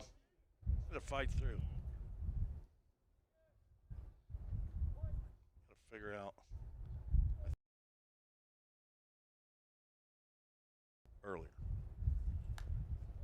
Foul ball off of his lower extremities. Jaden Perez. Down at Gadsden on Tuesday, nearly hit one out, hit right off the top of the fence. Tucker Lorenz did the same thing today. It just happened to go, I think, off of O'Malley's glove, the right fielder, but stayed in the field of play. 1-2 pitch. It is down the left field line. Actually goes out of play into the parking lot. Perez stays alive with Noah Rice, his fellow outfielder on deck.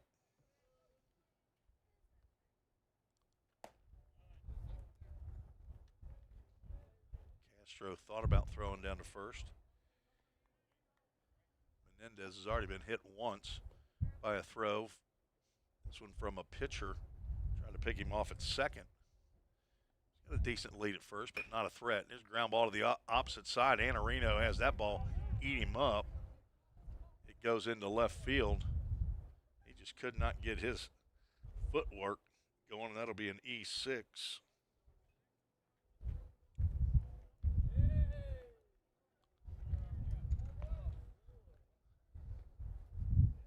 Runners at first and second. So Perez goes the opposite way, but hits it right at the shortstop. Now Rice stands in. He's 1 for 3. Delivered a 2-run single in the 11-run second inning. On an opportunity to drive in more runs here. He's got some pop in that bat. Today, it's only right field that's got a possibility of a ball going out. The wind coming from left field, 15 to almost 30 miles an hour, according to one weather app. Easton Denning's the only one who's ridden one out of here. It hit where the old batting cage was, doing a lot of redos here at Vol State. As a matter of fact, we got the new gutters that are sitting around. They took the old gutters off the dugouts. Rice takes a 4-pitch walk, and the bases are jammed.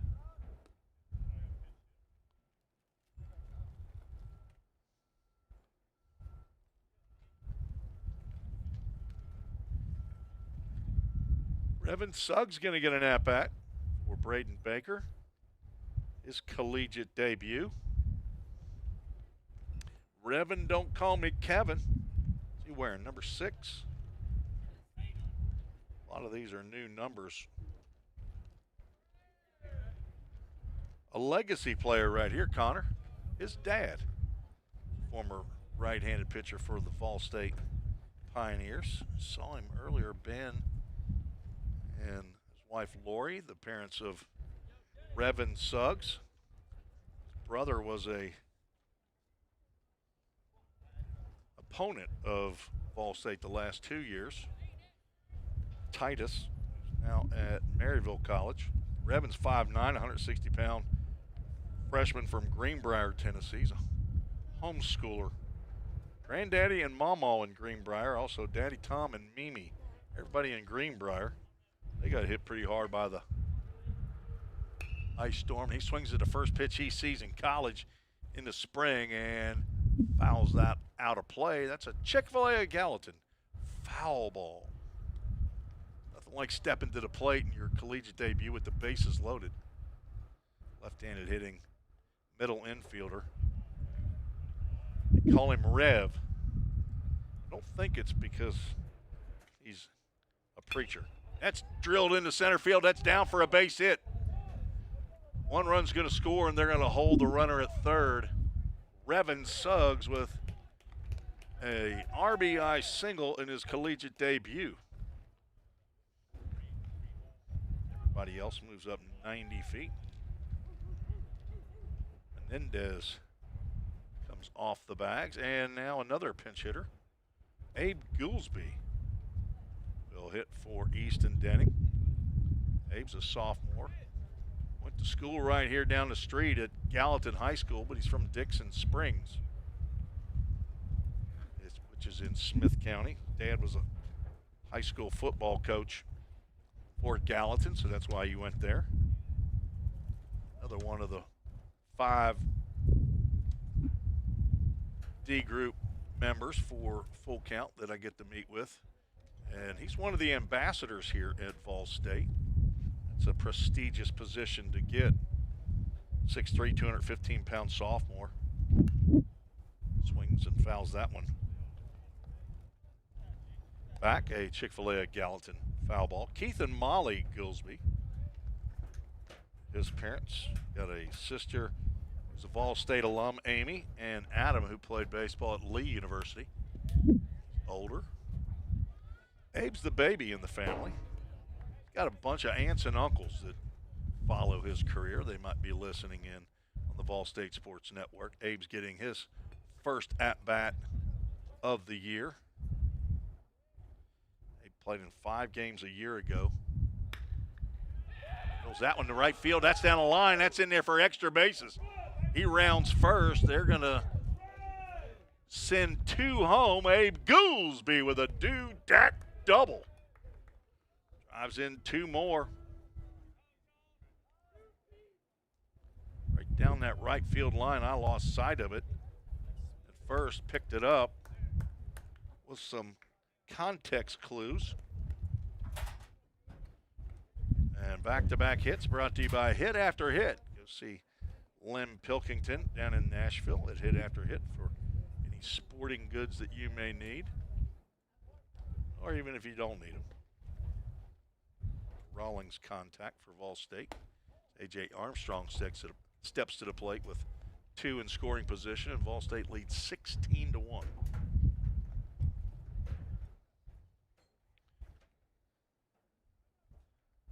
Eight hits. How do they have 10 on the scoreboard? Where have I missed them?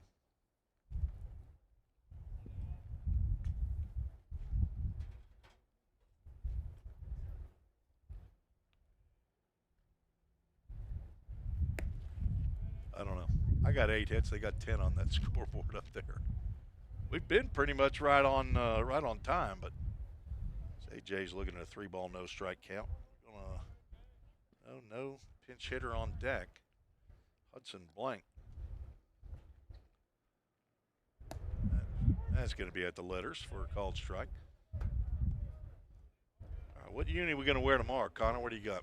Going to go with the light blue top and white pants again.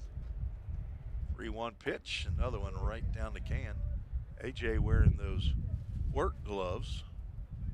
Looks like you can get out and do some chainsawing with those gloves. Are those real baseball gloves or? Full Count Ministries, full count. That misses low and away, and AJ Walk Armstrong draws another one. 4th walk of the inning for Tegan Helmley. Looks like that's going to be the last walk as head coach Tucker Wadop's out to get the baseball, so we'll take a break and be right back after this short message. The Volunteer State has always been home to pioneers. Dreamers and hard workers blaze their paths here. From the TVA to Mountain Dew to touchscreen monitors to the Grand Ole Opry, Tennessee has been home to innovators, creators, and entertainers. From humble beginnings to changing the world, Tennesseans have pushed the boundaries of what is possible. We pioneer healthcare, infrastructure, engineering, and product development. At Volunteer State College, we've developed our degree certifications to carry the torch of Tennessee's success with flexible options to help you blaze your pathway. We are searching for pioneer-minded students who are on their own journey of growth. Learn how these pathways are shaping the future of Tennessee. Like those that have come before, blaze your pathway. Your career awaits. Vol State.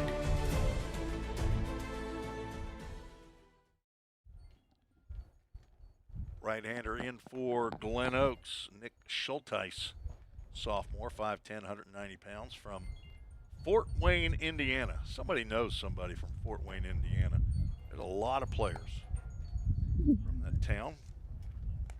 Wonder how far is Fort Wayne, Indiana away from Centerville, Michigan? Why is that one? How many players on this roster from Fort Wayne? 2. Travis North, who's already thrown. Jaden Slonaker, the starting pitcher today in game 2.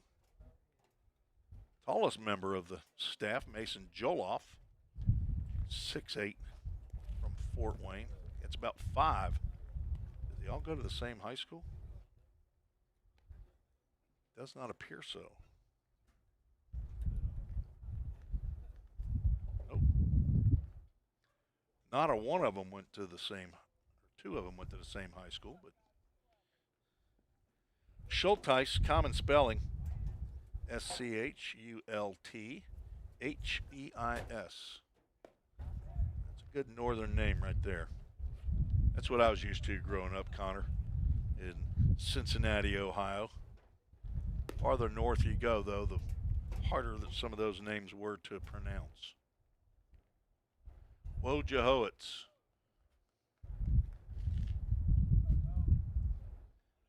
Bugs Meadows getting an at-bat, stepping in for Hudson Blank. Bugs making his collegiate debut.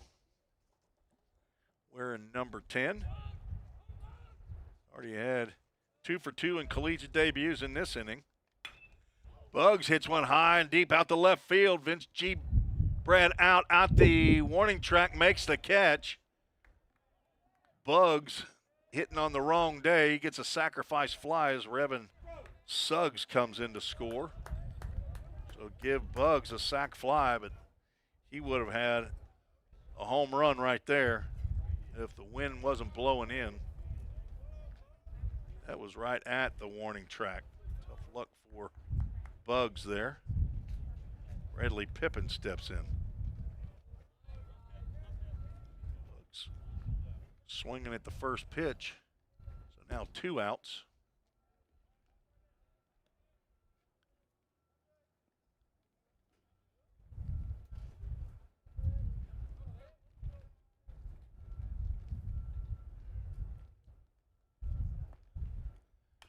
Pippin took a healthy cut there. He was just a little bit out front.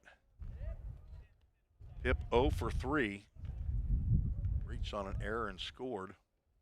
Batting for the 4th time in the 3rd inning.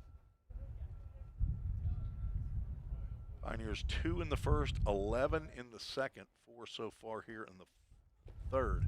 Nice stop there by Castro, which can't be an easy game to catch. Any question about that?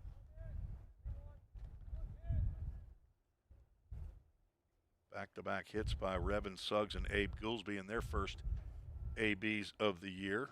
RBI single by Suggs and an RBI double by Goolsby.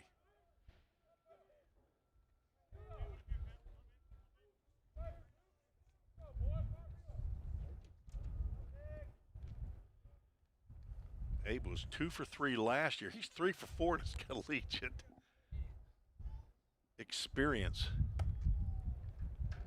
Led the team in hitting, Abe would say. 667. Here you go. That's his 2nd double in, let's see, what he's got. Also had a walk, so got 5 on the changeup. Pippin can't hold up, and he goes down swinging as Vol State sends 9 to the plate in the 3rd. Score 4 runs on 2 hits.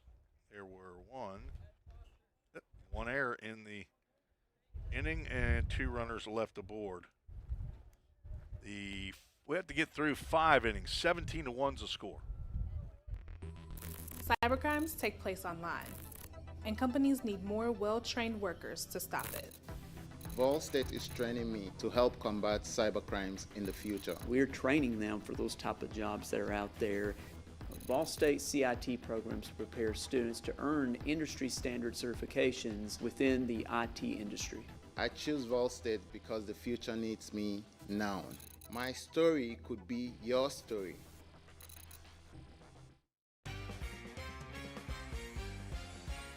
A degree in criminal justice can help you find the exciting career that you've been looking for. As a member of law enforcement, as a crime scene investigator, a teacher in a classroom, a detective working on cases, a lawyer or a judge, or nearly any job where you get to put the bad guys away. Learn more at volstate.edu. Summit Concrete call to the bullpen for Vol State. Left-hander Aiden Key, 6'1", 200-pound true freshman from Montgomery Bell Academy. He's a lefty, son of John and Patty Key, brother to Josh, grandson of Paul and Granny in McMinnville, Tennessee, and Pop and Izzy. They live in Nolensville, not far away. It's greater Nashville area. On for his collegiate debut, he will face 5, 6, and 7 of the Glen Oaks lineup. Telling you, for all the world, he looks like Brody Prairie out there to me. If he's wearing number 10, I'd swear that was Brody Prairie out there. But Prairie left, went to Pellissippi State. Hope he's finding everything he's looking for. One of those 9 players from Clarksville last year. Now we're down to, how many we got? 4?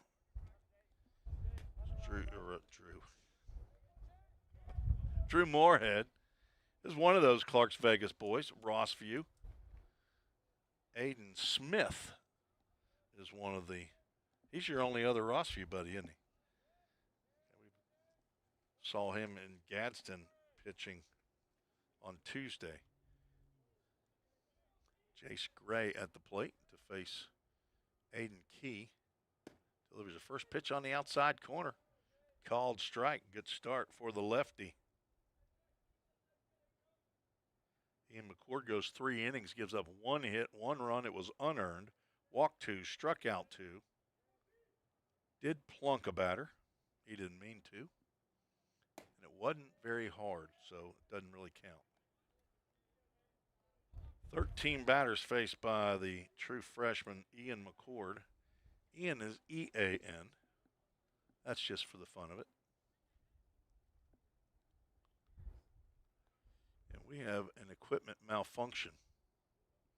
J.C. Menendez getting some assistance from Trevor Mootsey, the pitching coach, from Shaw, Mississippi. That's on down there. Finished his college pitching career at Cumberland University.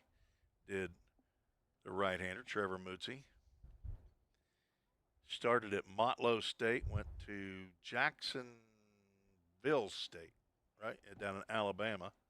I don't think he pitched down there, though. I think he was on the squad, but not sure if he was injured.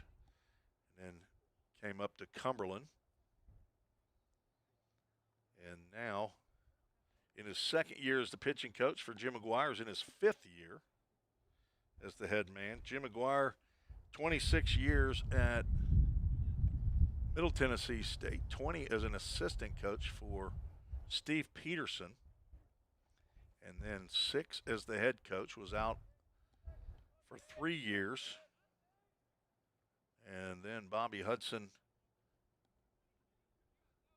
picked him out of about 120 applicants 5 years ago, and it's been a great hire for Vol State. Jim McGuire, one of the top men, and wherever you go, as Gray takes a hack, and I get to go to a bunch of different places with Jim. He invites me along. I guess I'm his date a lot of times. His wife, Lynn, she wants to hang in Murfreesboro and doesn't want to go to the old-timers baseball banquets and things like that, so I get to go with him. Everybody knows Jim McGuire, and everybody likes him. 1-2 pitch. Gray able to hold up. Wherever he goes, he's got a distinctive voice, very deep bass voice, and when he's talking, people hear him and they want to come shake his hand. Hall of Famer.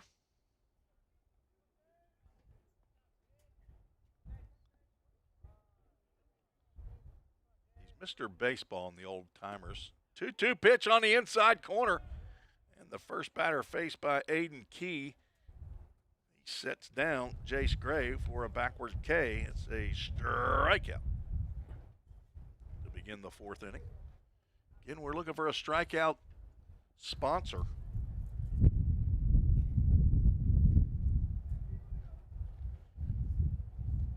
If you're interested in supporting Vol State baseball, get you a sign out there in the outfield wall. When it's not quite so windy, we'll see if we can keep it attached. Chick-fil-A of Gallatin and the High Point Health sign have come down as we have a pinch hitter. Cullen Green, pinch hit in game 1, is going to hit for Logan O'Malley.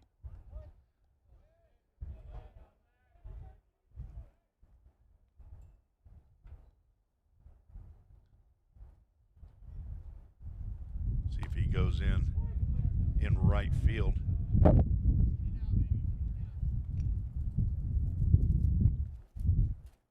Green struck out and walked in game 1 of the doubleheader. Ball State won game 1 8-4, and right now 17-1. That's not a typo. Swing and a miss on a high fastball.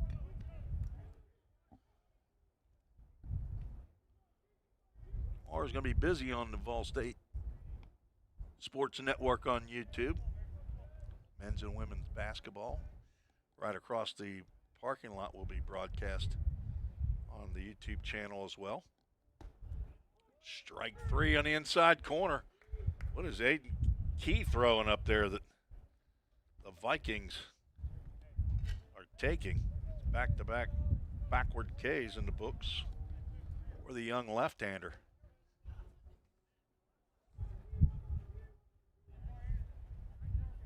He had 5 appearances in the fall, 4 1/3 innings, 4 hits, 6 runs given up. Had 9 strikeouts, though, in those 4 1/3 innings. So averaged 2 strikeouts an inning. But he walked 8 batters, so control was an issue in the fall. He's trying to throw strikes here as Vincent G. Brad at the plate. So far, so good for young Mr. Key. He might have been battling some health issues in the fall as well. Not sure. Look at Zeligman wearing a jacket. It's got his last name on it. That's pretty sweet. 1-1 pitch. Lefty comes to the stretch and delivers a pitch right down the cans, taken for a strike. Cold out there, isn't it, Drew? He says it's not for him. Pull up a chair, man. I won't tell the coach you hung out up in the press box. You're Drew Moorhead, man. You had the most saves of anybody in the conference last year. What's he going to say to you? That's not how you operate, is it? 1-2 pitch, fouled off the top of the screen. 36 innings a year ago for Drew Moorhead. 19 appearances, is that right? 19 appearances, 1 start. Got that 1 start down at Gadsden last year, didn't you? Was that your first appearance in college? Actually, you got a save, I think, in your first one, swinging another foul tip.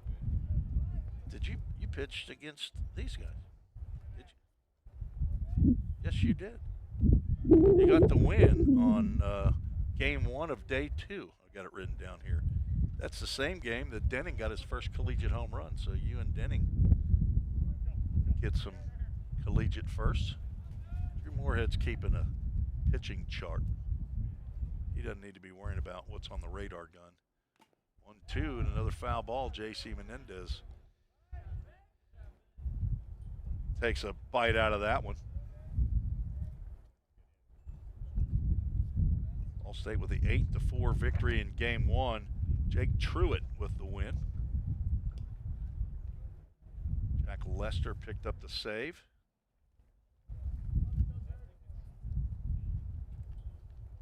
I believe that's correct. I won't swear to that yet without to check that and make sure that that's correct. But I think if he comes into the game,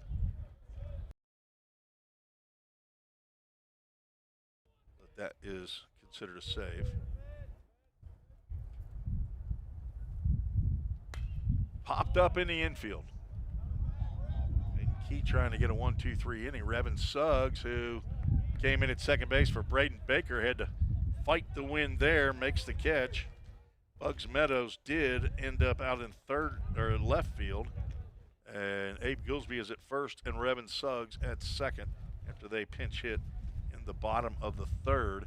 Heading to the bottom of the 4th now. Vol State leads 17-1. Have you ever wondered what happens when you click Buy It Now? A whole series of transactions take place, from the manufacturer to your front door.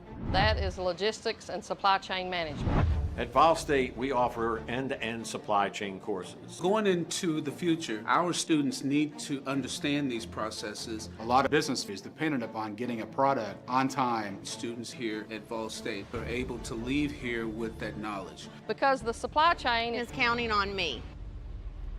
We're all working in the cloud. But what really is the cloud?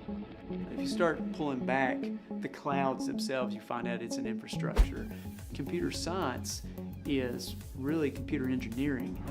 Right now, Middle Tennessee is quickly becoming a growing tech hub with several IT companies that are looking for skilled workers. if you're pursuing the CIT program at Vol State, you're preparing yourself to fill those positions. Tim Reese, Connor Cantillo back here in the bottom of the 4th. Connor, red shirt, freshman, I guess. Where all have you been? That's the only place? Or did you go to college before that? Dyersburg State last year, red shirted. Transferred to Vol State for the fall season, but he is injured. That's what the press box is for, old people and those who are injured. Seligman, he's injured. He's bouncing back, though. He's going to be ready by the end of the month. Is that right, Tyler? All right. So pinch hitter Gabe Eddington, a two-way player. Now the question is, do I have him on the hitter sheet or the pitcher sheet? I got him on the hitters. 5'9", 160-pound, redshirt freshman, transfer from Austin Peay State University to Montgomery Central High School. I believe he was I have to find out. He might have been a TBCA Mr. Baseball up there in Montgomery Central during his high school career. He pitched on Tuesday. Gabe's the son of Michael and Jennifer Eddington, brother to Holly and Dylan, grandson of G. Paul and Nanny in High Point, North Carolina.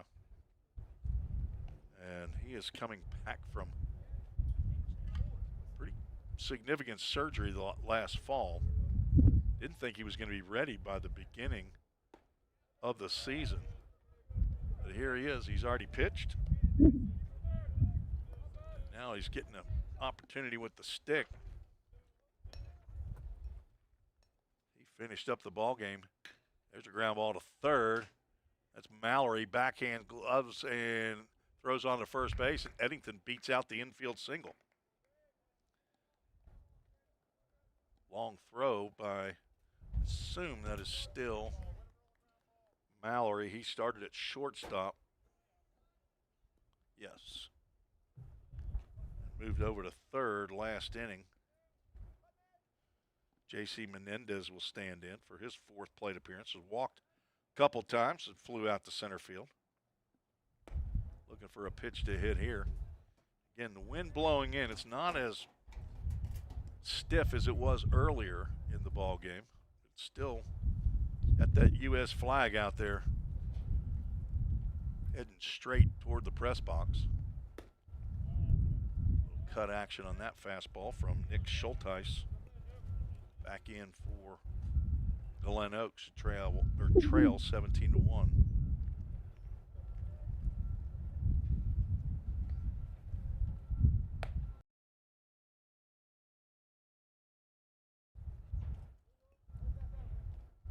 Three balls, no strikes. JC chance to walk for the third time. I want to tell you, JC doesn't want to walk. He wants a pitch to hit. Let's see if he goes after. He does not go after the 3-0. Again, we'll be right back here tomorrow, so if you're a Pioneer fan, hit that subscribe button if you're new to Vol State. It should notify you when we go on the air. 3-0 catches the inside corner. And a Full Count Ministries Full Count. We'll have the Full Count Ministries verse of the game following the contest. We'll also have the Toyota of Gallatin player of the game. Full count pitch. Popped up and out of play. That'll get over toward the maintenance shed. A full count. First pitch, foul ball.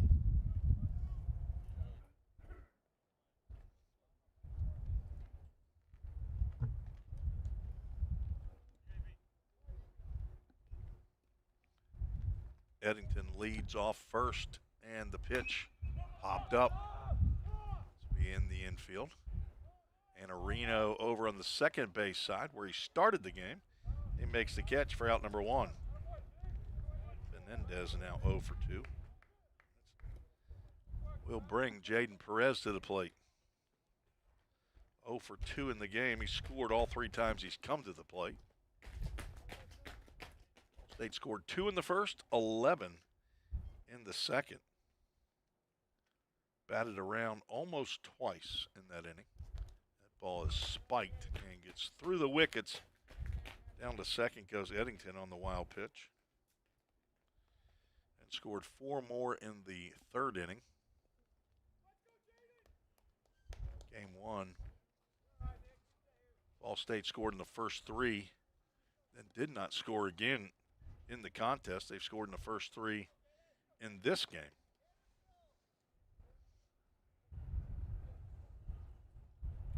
Looking to see if they can actually score a run in the 4th inning.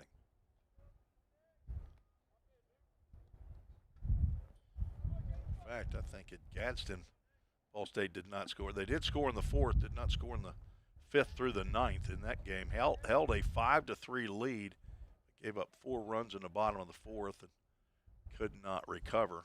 Lost 11-5 down at Gadsden. 2-0 stays down low. Perez, who's walked once in the contest, hoping to get a pitch to hit. Not sure if Coach McGuire has an actual go ahead and hit even on 3-0, give you the actual green light. But green light or no, Perez takes ball 4.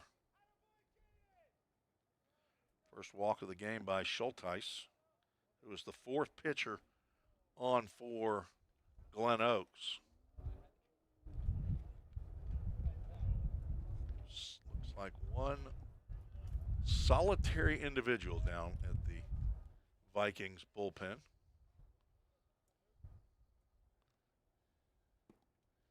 Might be eating a snack or something. Oh, apparently there's a... Is he just stretching or what? Is he actually going to throw? Oh, he's stretching. He's got the big long pole. As Castro will go out and have a confab with Schulteis. Sophomore. 5'10", 190 pounds from Fort Wayne, Indiana. Inquiring minds want to know how far is Fort Wayne, Indiana from Centerville, Michigan. Research analyst.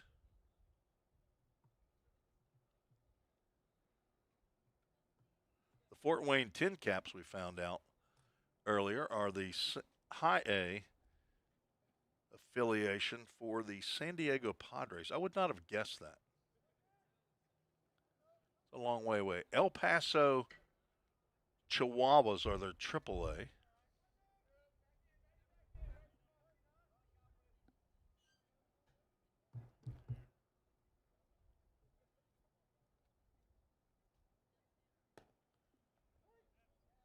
Strike called to Noah Rice. Did not play in game 1. He's getting his 5th at-bat.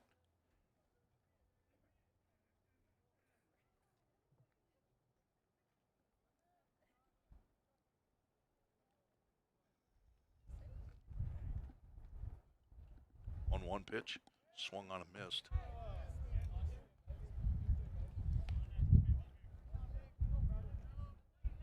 Actually not too far away, as a matter of fact. According to the Googler, Centerville, Michigan and Fort Wayne are about an hour and a half away from each other. Swing and a miss, down goes Noah. Route number 2. Second strikeout for Schulteis. That brings up Revin Suggs for his second at-bat. Singled, drove in a run in his collegiate debut.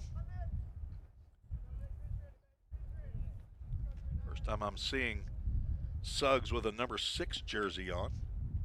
Looks at a pitch down low.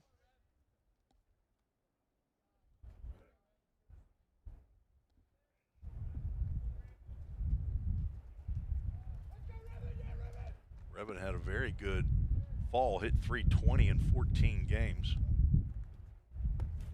Get out of the way of that inside pitch.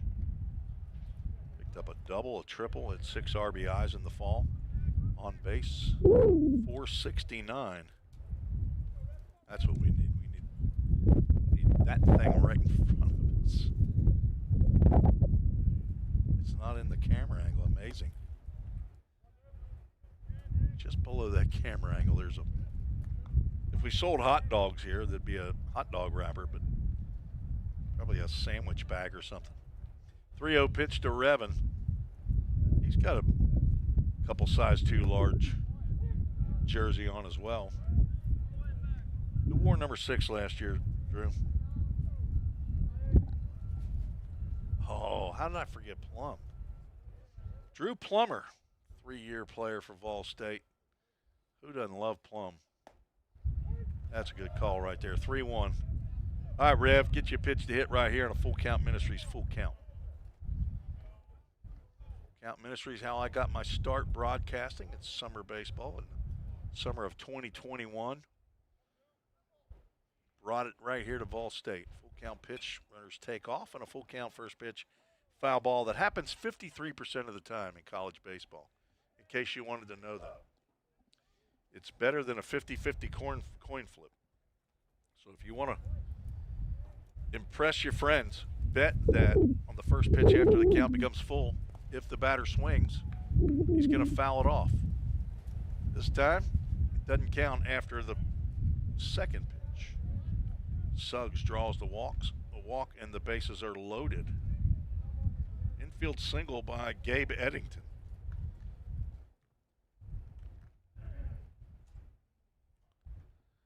Then a pop out, a walk, strikeout, and another walk gets us to Abe Goolsby. Already has a double and 2 runs batted in. He thought about not swinging, but he couldn't help himself. Good thing he didn't hit it for his sake, because it wasn't going to go very far. It was an excuse me swing, as they say. Changeup misses down. Nice work behind the plate by Devon Castro, D-E-V-O-N. Mr. Castro's family has not chimed in to let me know if it's Devon or Devon. Maybe tomorrow. 2 balls and a strike.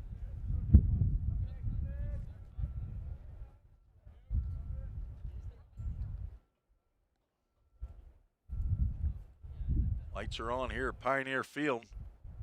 Not sure they're taking much effect, but at this dusk type or time frame, not sure it takes effect, but there has been maintenance done on. I think all the lights are fixed now. There are the ones that can be fixed anyway. 3-1. There's a strike called, and we're going to start the merry-go-round. Full Count Ministries Full Count for Abe Goolsby, part of the Full Count D group here at Vol State. The bases loaded. They'll be on the hop. And it's going to be ball 4. Goolsby picks up his 3rd RBI the easy way. Eddington comes in to score.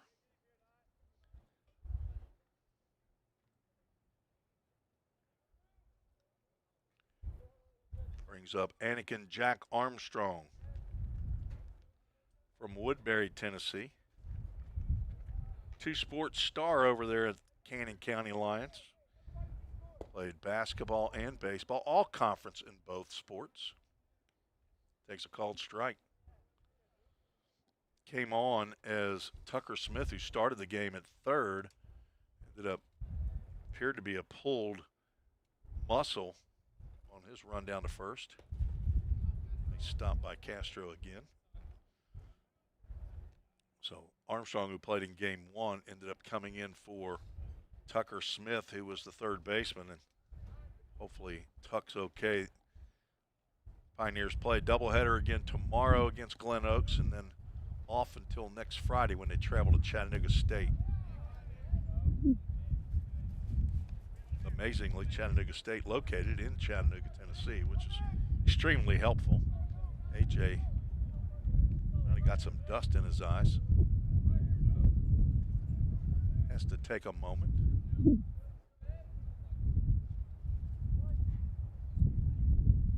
AJ's back in there with a 1-2 count. Drilled foul.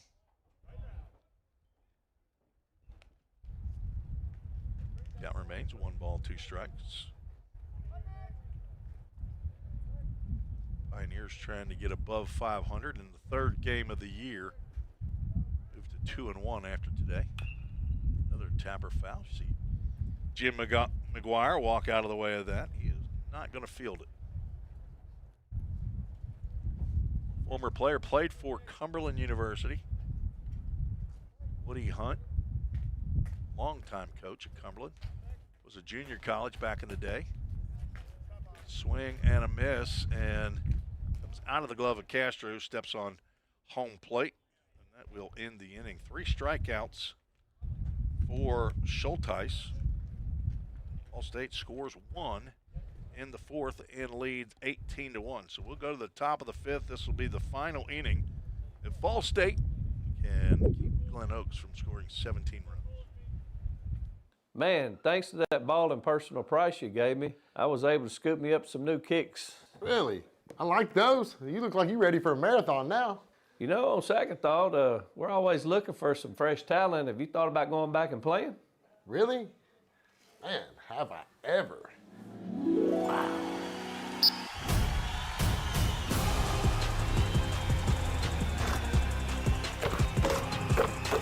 Go to the goal. There you go, buddy.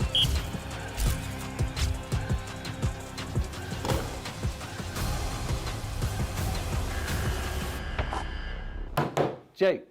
You for real, Coach? Yeah. Well, here's the thing about the personal price, Coach. Everybody at Toyota Gallatin gets it. That's what makes us so special. Well, on second thought, I think we're all booked up. Come on, Coach. For real? Give me a shot. We'll pass. Oh, come on. Wow.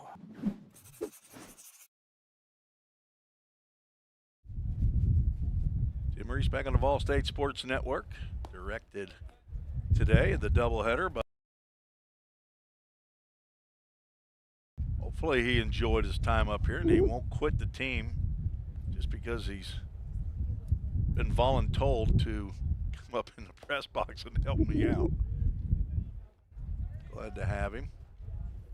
Done a great job on day 1 here. I anticipate tomorrow even better. Who knows, he may even change his major to sports broadcasting. Ball State has its own radio station, but don't broadcast on the radio station for some reason. Aiden Key out to try to finish this one off for the Pioneers. Facing, do we have a pinch hitter? I think we do, and he just got plunked with the first pitch. Let's get his name for you. Thomas Hill just took that one from LaPorte, Indiana. He's pinch hitting for Oliver Nyson.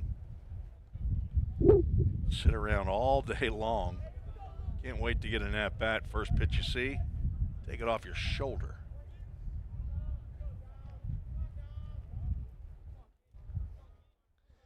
First base runner given up by Key with 1-2-3 in his first inning. Now Dominic Anarino started at second base, playing shortstop the last couple of innings. Grounded out to short in his only at-bat. 1 run on 1 hit for Glen Oaks. That's on the inside corner. Anarino from Plainwell, Michigan. You know, my question about Michigan or Michigan State didn't generate the kind of traction on treesports@gmail.com that I thought it would. Now, I guess if I said OH, probably not going to get any IOs back. Lined toward the Glen Oaks dugout. I think I talked to the guys last year a little bit, and there was some chatter about Michigan State last year with, so players clearly have their opinions. 1-2 pitch misses high and away. So Bugs Meadows is out in left field.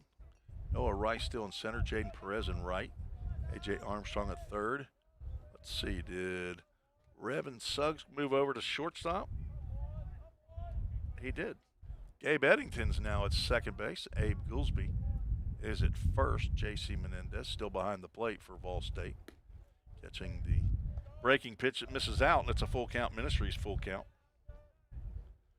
Pioneers have scored in all 4 of their innings.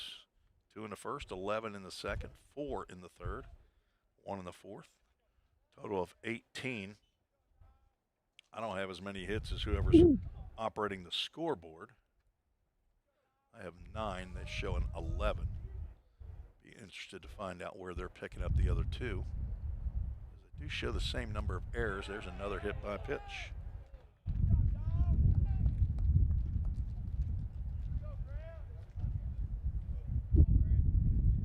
Ian McCord hit a batter.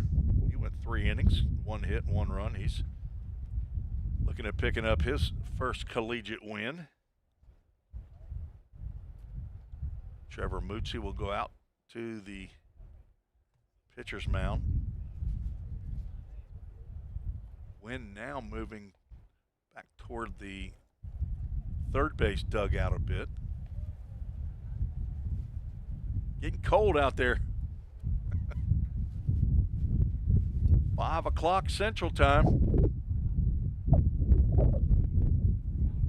A little over 2 hours long in this game. Be back on the air about 1:15 noon Central tomorrow for another doubleheader. And we have another pinch hitter. This is Grant Holroyd, who hit in the first game. He's hitting for Braden Baker, the center fielder. Grant from Quincy, Michigan's a freshman. Menendez with the extra long left arm reach. Snags that one before it goes to the backstop.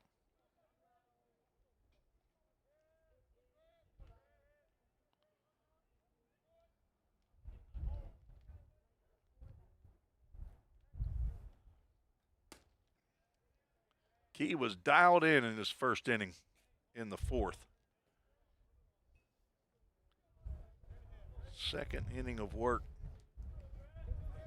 Something's changed. Has hit the first 2 batters and now gone 2 balls and no strikes to Holroyd. That's got to be close enough for a strike when it's dipping into the mid-40s. What do we got? Feels like now. Ooh, we're not in the mid-40s anymore. We're feels like a 41. Real temperature of 48. Thank Mike Hoover again at Accurate Mortgage for their support of Vol State baseball. Gage Hoover, his son. Any word from Gage, Drew, at all? Went up to the University of Western Illinois. Ball 4. First 3 are freebies. A Leatherneck, and it's Western Illinois, right where he went. It's cold there. Young man from Stewart's Creek. Led the Pioneers last year in home runs. Held down that left field spot. There's a breaking pitch that misses down. This is Caleb Mallory, who's still in the game.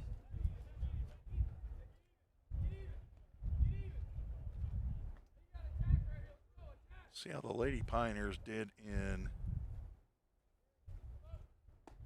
game 2 and 3 that they played today.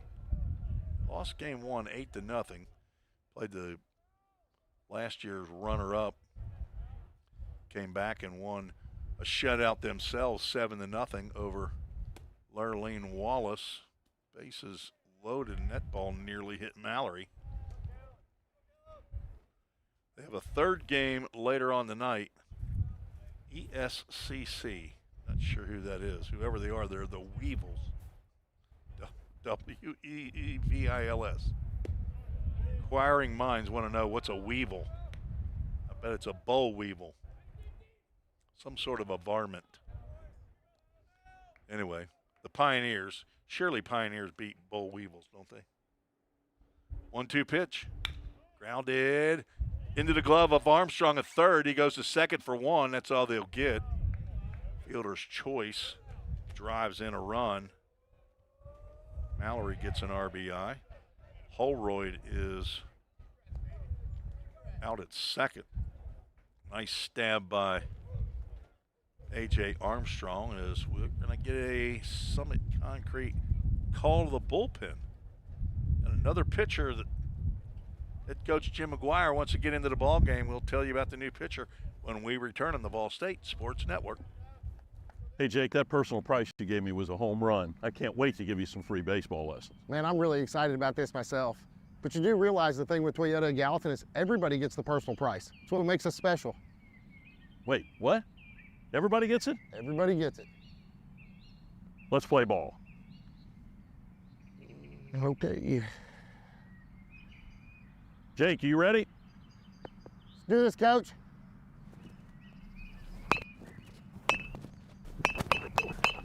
Hey, Coach, this is pretty easy. We'll see about that.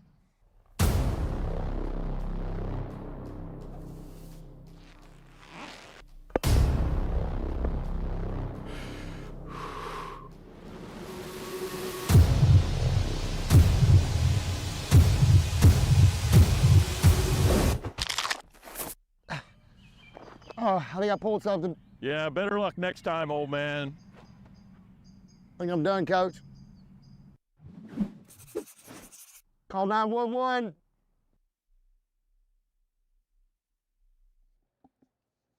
Summit Concrete call to the bullpen. Nathan Stewart, right-hander. Central Magnet High School in Murfreesboro, Tennessee. 5'8", 170-pound redshirt freshman, the son of Jonathan and Kelly Stewart. And Jonathan is not the Vol State catcher. Different Jonathan Stewart. I believe probably from a different family. Although they're in the same area. Murfreesboro is in Rutherford County. Nathan Stewart. I guess, did they call them both Jonathan and Nathan are both called Stewie? Who's Stu? Stu's the catcher, right? This is Stewie's the pitcher. All right, got a couple pitchers up here. And the brother of Ethan, Samantha, and Sophia. Got a Gran and a Honey grandparents in Murfreesboro. On for his first appearance of his collegiate career. Redshirted last year. Did not play. Was out of school last fall. Came back here in the spring and getting his first action on in relief. Come on with one out. Runners at the corners. Here in the top of the fifth inning. Aiden Key goes 1 1/3 innings. Not allow a hit. 1 run, but the 2 runners on base are his responsibility. Devon or Devin Castro is at the plate. He's the catcher. He looks at a called strike. Thanks again for joining us. If you've been with us all afternoon, you can send me a email at treese, and I'll give you a pat on the back over the air. Swing and a miss as Stewie's trying to get a K right here, or if he can get a ground ball, could be a game-ending 4th double play of the day for Vol State. Had 3 in game 1. Not turned 1 here in game 2. There's a line drive over the head of Gabe Eddington in second base. That's going to be an RBI single in the second hit of the game for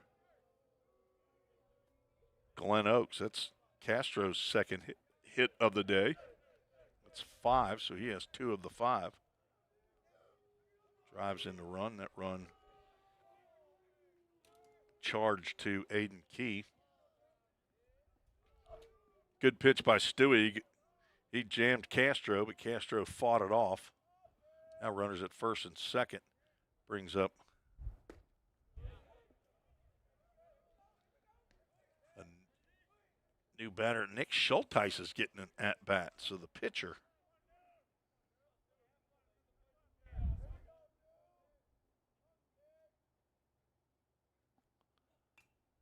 fouls it back. On deck, Jace Gray.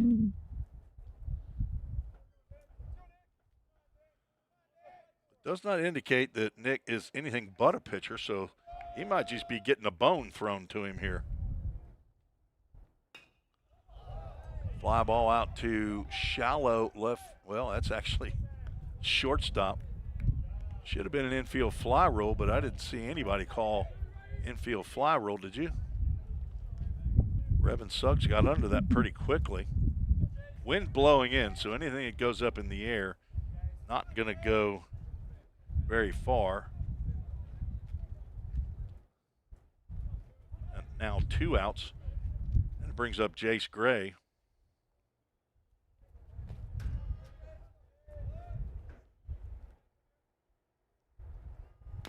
Chopper right in front. And Stewie about to fall down. He does fall down, and he makes a throw to Goolsby. What a play by Stewie. I thought he was throwing that ball into the stands. Wow, what a play by Nathan Stewart to end this ball game. That was entertaining. 1-3 on that chopper.